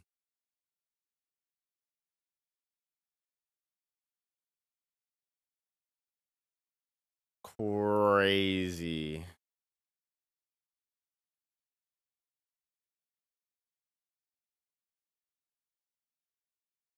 We have interviews with the fucking creators. Can Aaron X Mikasa fans read Attack on Titan No Requiem? So okay, shipping at the end of the day is just for fun, but if you're coming to read this chapter just for the ships, this is not for you, because our goal is to give proper closure to the character arcs of every character, not just the main trio. Seems like the whole point of this was to put Aaron and Historia together. Add something new to the plot, or will strictly follow the A&R theory. A&R theory is just that a theory largely based on a music video and some other aspects of foreshadowing or statements. There was only so much room for A&R to be fleshed out. We will, of course, be telling the story of how A&R comes to be, how forgotten foreshadowing will play out, and the endings these characters deserve. The only money we've received has been to support our website, which we received through a live interview hosted on YouTube, so it is still not for profit. Donation was also something we did not expect, and was clearly stated by the YouTuber that the donation simply due in the interview. The chapter is still offered for free. All content is available for free. Yep, because if they do anything, they'll get sued. Even if we were accepted, we wouldn't be in the wrong, since those Indian fan are very commonly sold and made for profit. Yep, I'm sure that's why you're not taking anything. That's why you're so scared to make anything. A lot of us don't see why this is such a big issue, just because our work happened to make a pretty big splash. It didn't make a big splash. No one's talking about this that much. We are aware of a separate independent group that has already begun production for an anime. There are also multiple motion manga adaptations of what we have reached so far. Not tied to the project. People do anything like this, it'll be from a separate team. Great. Roughly how long until part 2 is released? No, is it, considering the doujinshi are nothing new, is it because people don't know what doujinshi is? No, that is not the problem. And what a dumb question to ask.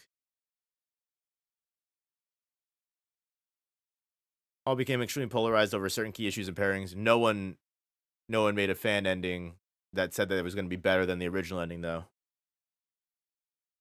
Always be people may have an open mind to new ideas, but there'll always be a loud minority who not only disagree with the interpretation, but actively try to stymie its success. Again, it's just, don't say you're going to be better than the original ending. You could have made this and not said you were going to be better, and we would have left it alone.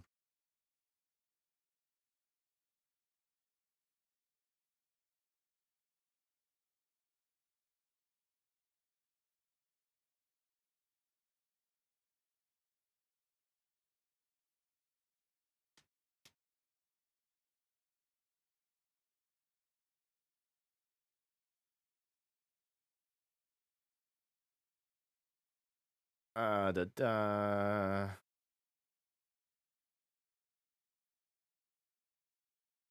Yep, before we answer this, first consider that our project stems from the idea behind the death of the author, birth of the reader concept. Yeah, actually, Isayama didn't understand his character, and I understand it better, even though I've done next to nothing to show that I do understand it better. Working at this point has become its own living thing. Does not say that it's suddenly irrelevant to the story creator. He's still just a man, not a perfect writer. We all intrinsically decide that his word is like God's. Shut up.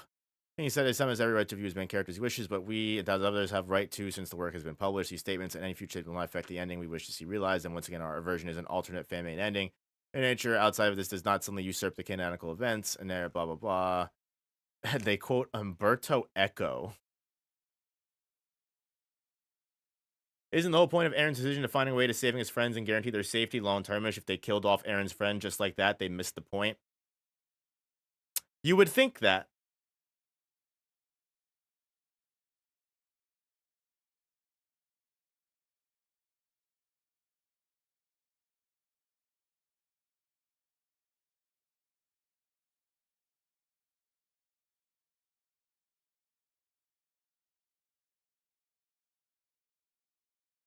Is to better explain paths and the origin of the Titans. They didn't do that. Book readers with a thrilling first impression despite the lack of emotional depth. We're aware that barely scratches the surface on Aaron's deep and complex character.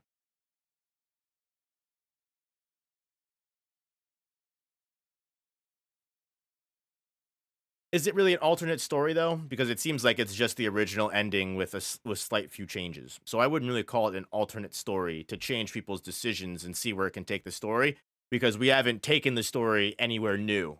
At least not yet, we haven't. The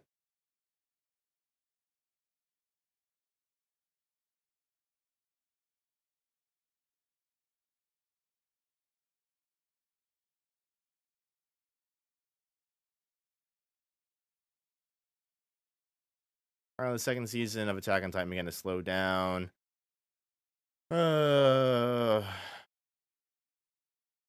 You can call it whatever you want, but that's what a lot of fan fiction is, brother. No, it's not.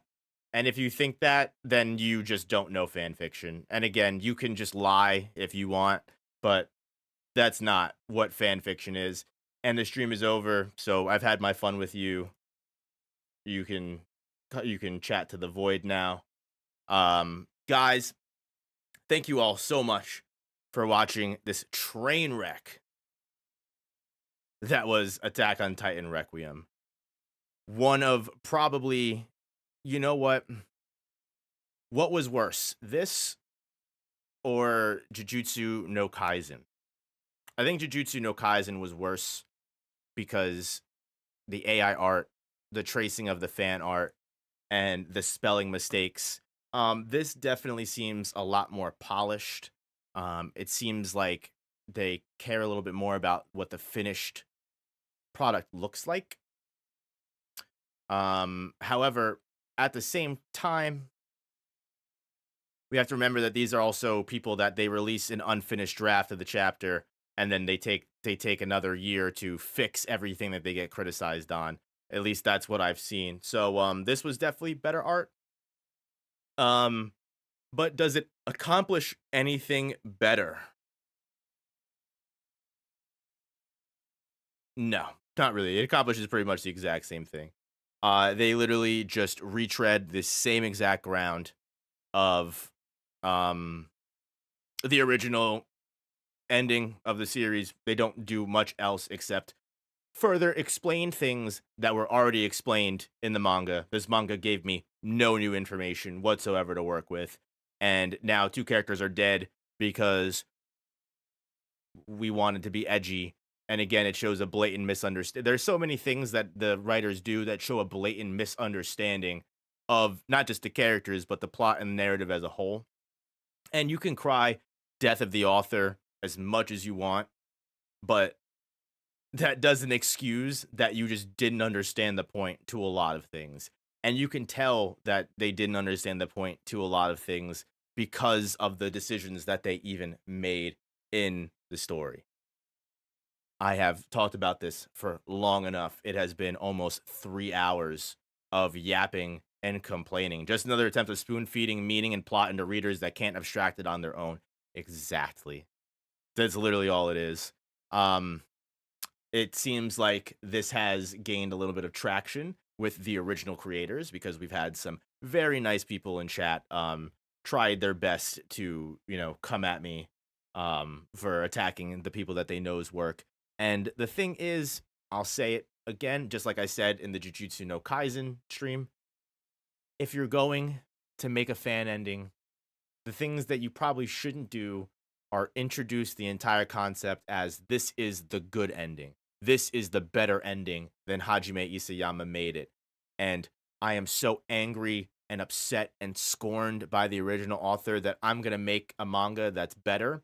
Because the thing is when you release that manga and it's not better, people are going to clown on you because you set yourself up to be a fool. You set yourself up to be folded. And again, I would like to remind everyone at the very end of the stream, because I'm sure all of the mean people are still watching or they're still upset. You can't copyright strike me. You can't copyright claim me. It's all fair use. It's all transformative. I mean, to be honest with you, it seems like you barely really own, at least in my opinion, the product as it is because you're so scared to make money on it and get sued for it. I mean, you might not even have standing to do so. But I'm sure if people are that upset, you'll try. I know the studio and the original creators are separate people, but clearly they're in touch in a little bit. Sad for all the people that spent and wasted their time and energy working on this steaming hot pile of garbage that was this Attack on Titan fan ending. Absolutely embarrassing. It's a shame. I hope they learn and they don't put it on any of their resumes for the future and they just write off all the time they've wasted and move on to something else as soon as possible because there's clearly talent in that studio. It's just sad that they would waste that talent on someone's fucking, circle jerk session. They're Dunning-Kruger in real time. And to the original creators that made the manga and decided to do this in the first place, if you really had any strand of creativity in you, you probably wouldn't have followed the exact railroad that the original ending laid out for you. Because if you were so angered and annoyed and upset by the original ending, then you should probably change a little bit more. Because just the fact that you keep it all the same shows that you weren't able to think of anything different. You weren't able to construct as solid of a plot as Hajime Isayama already did.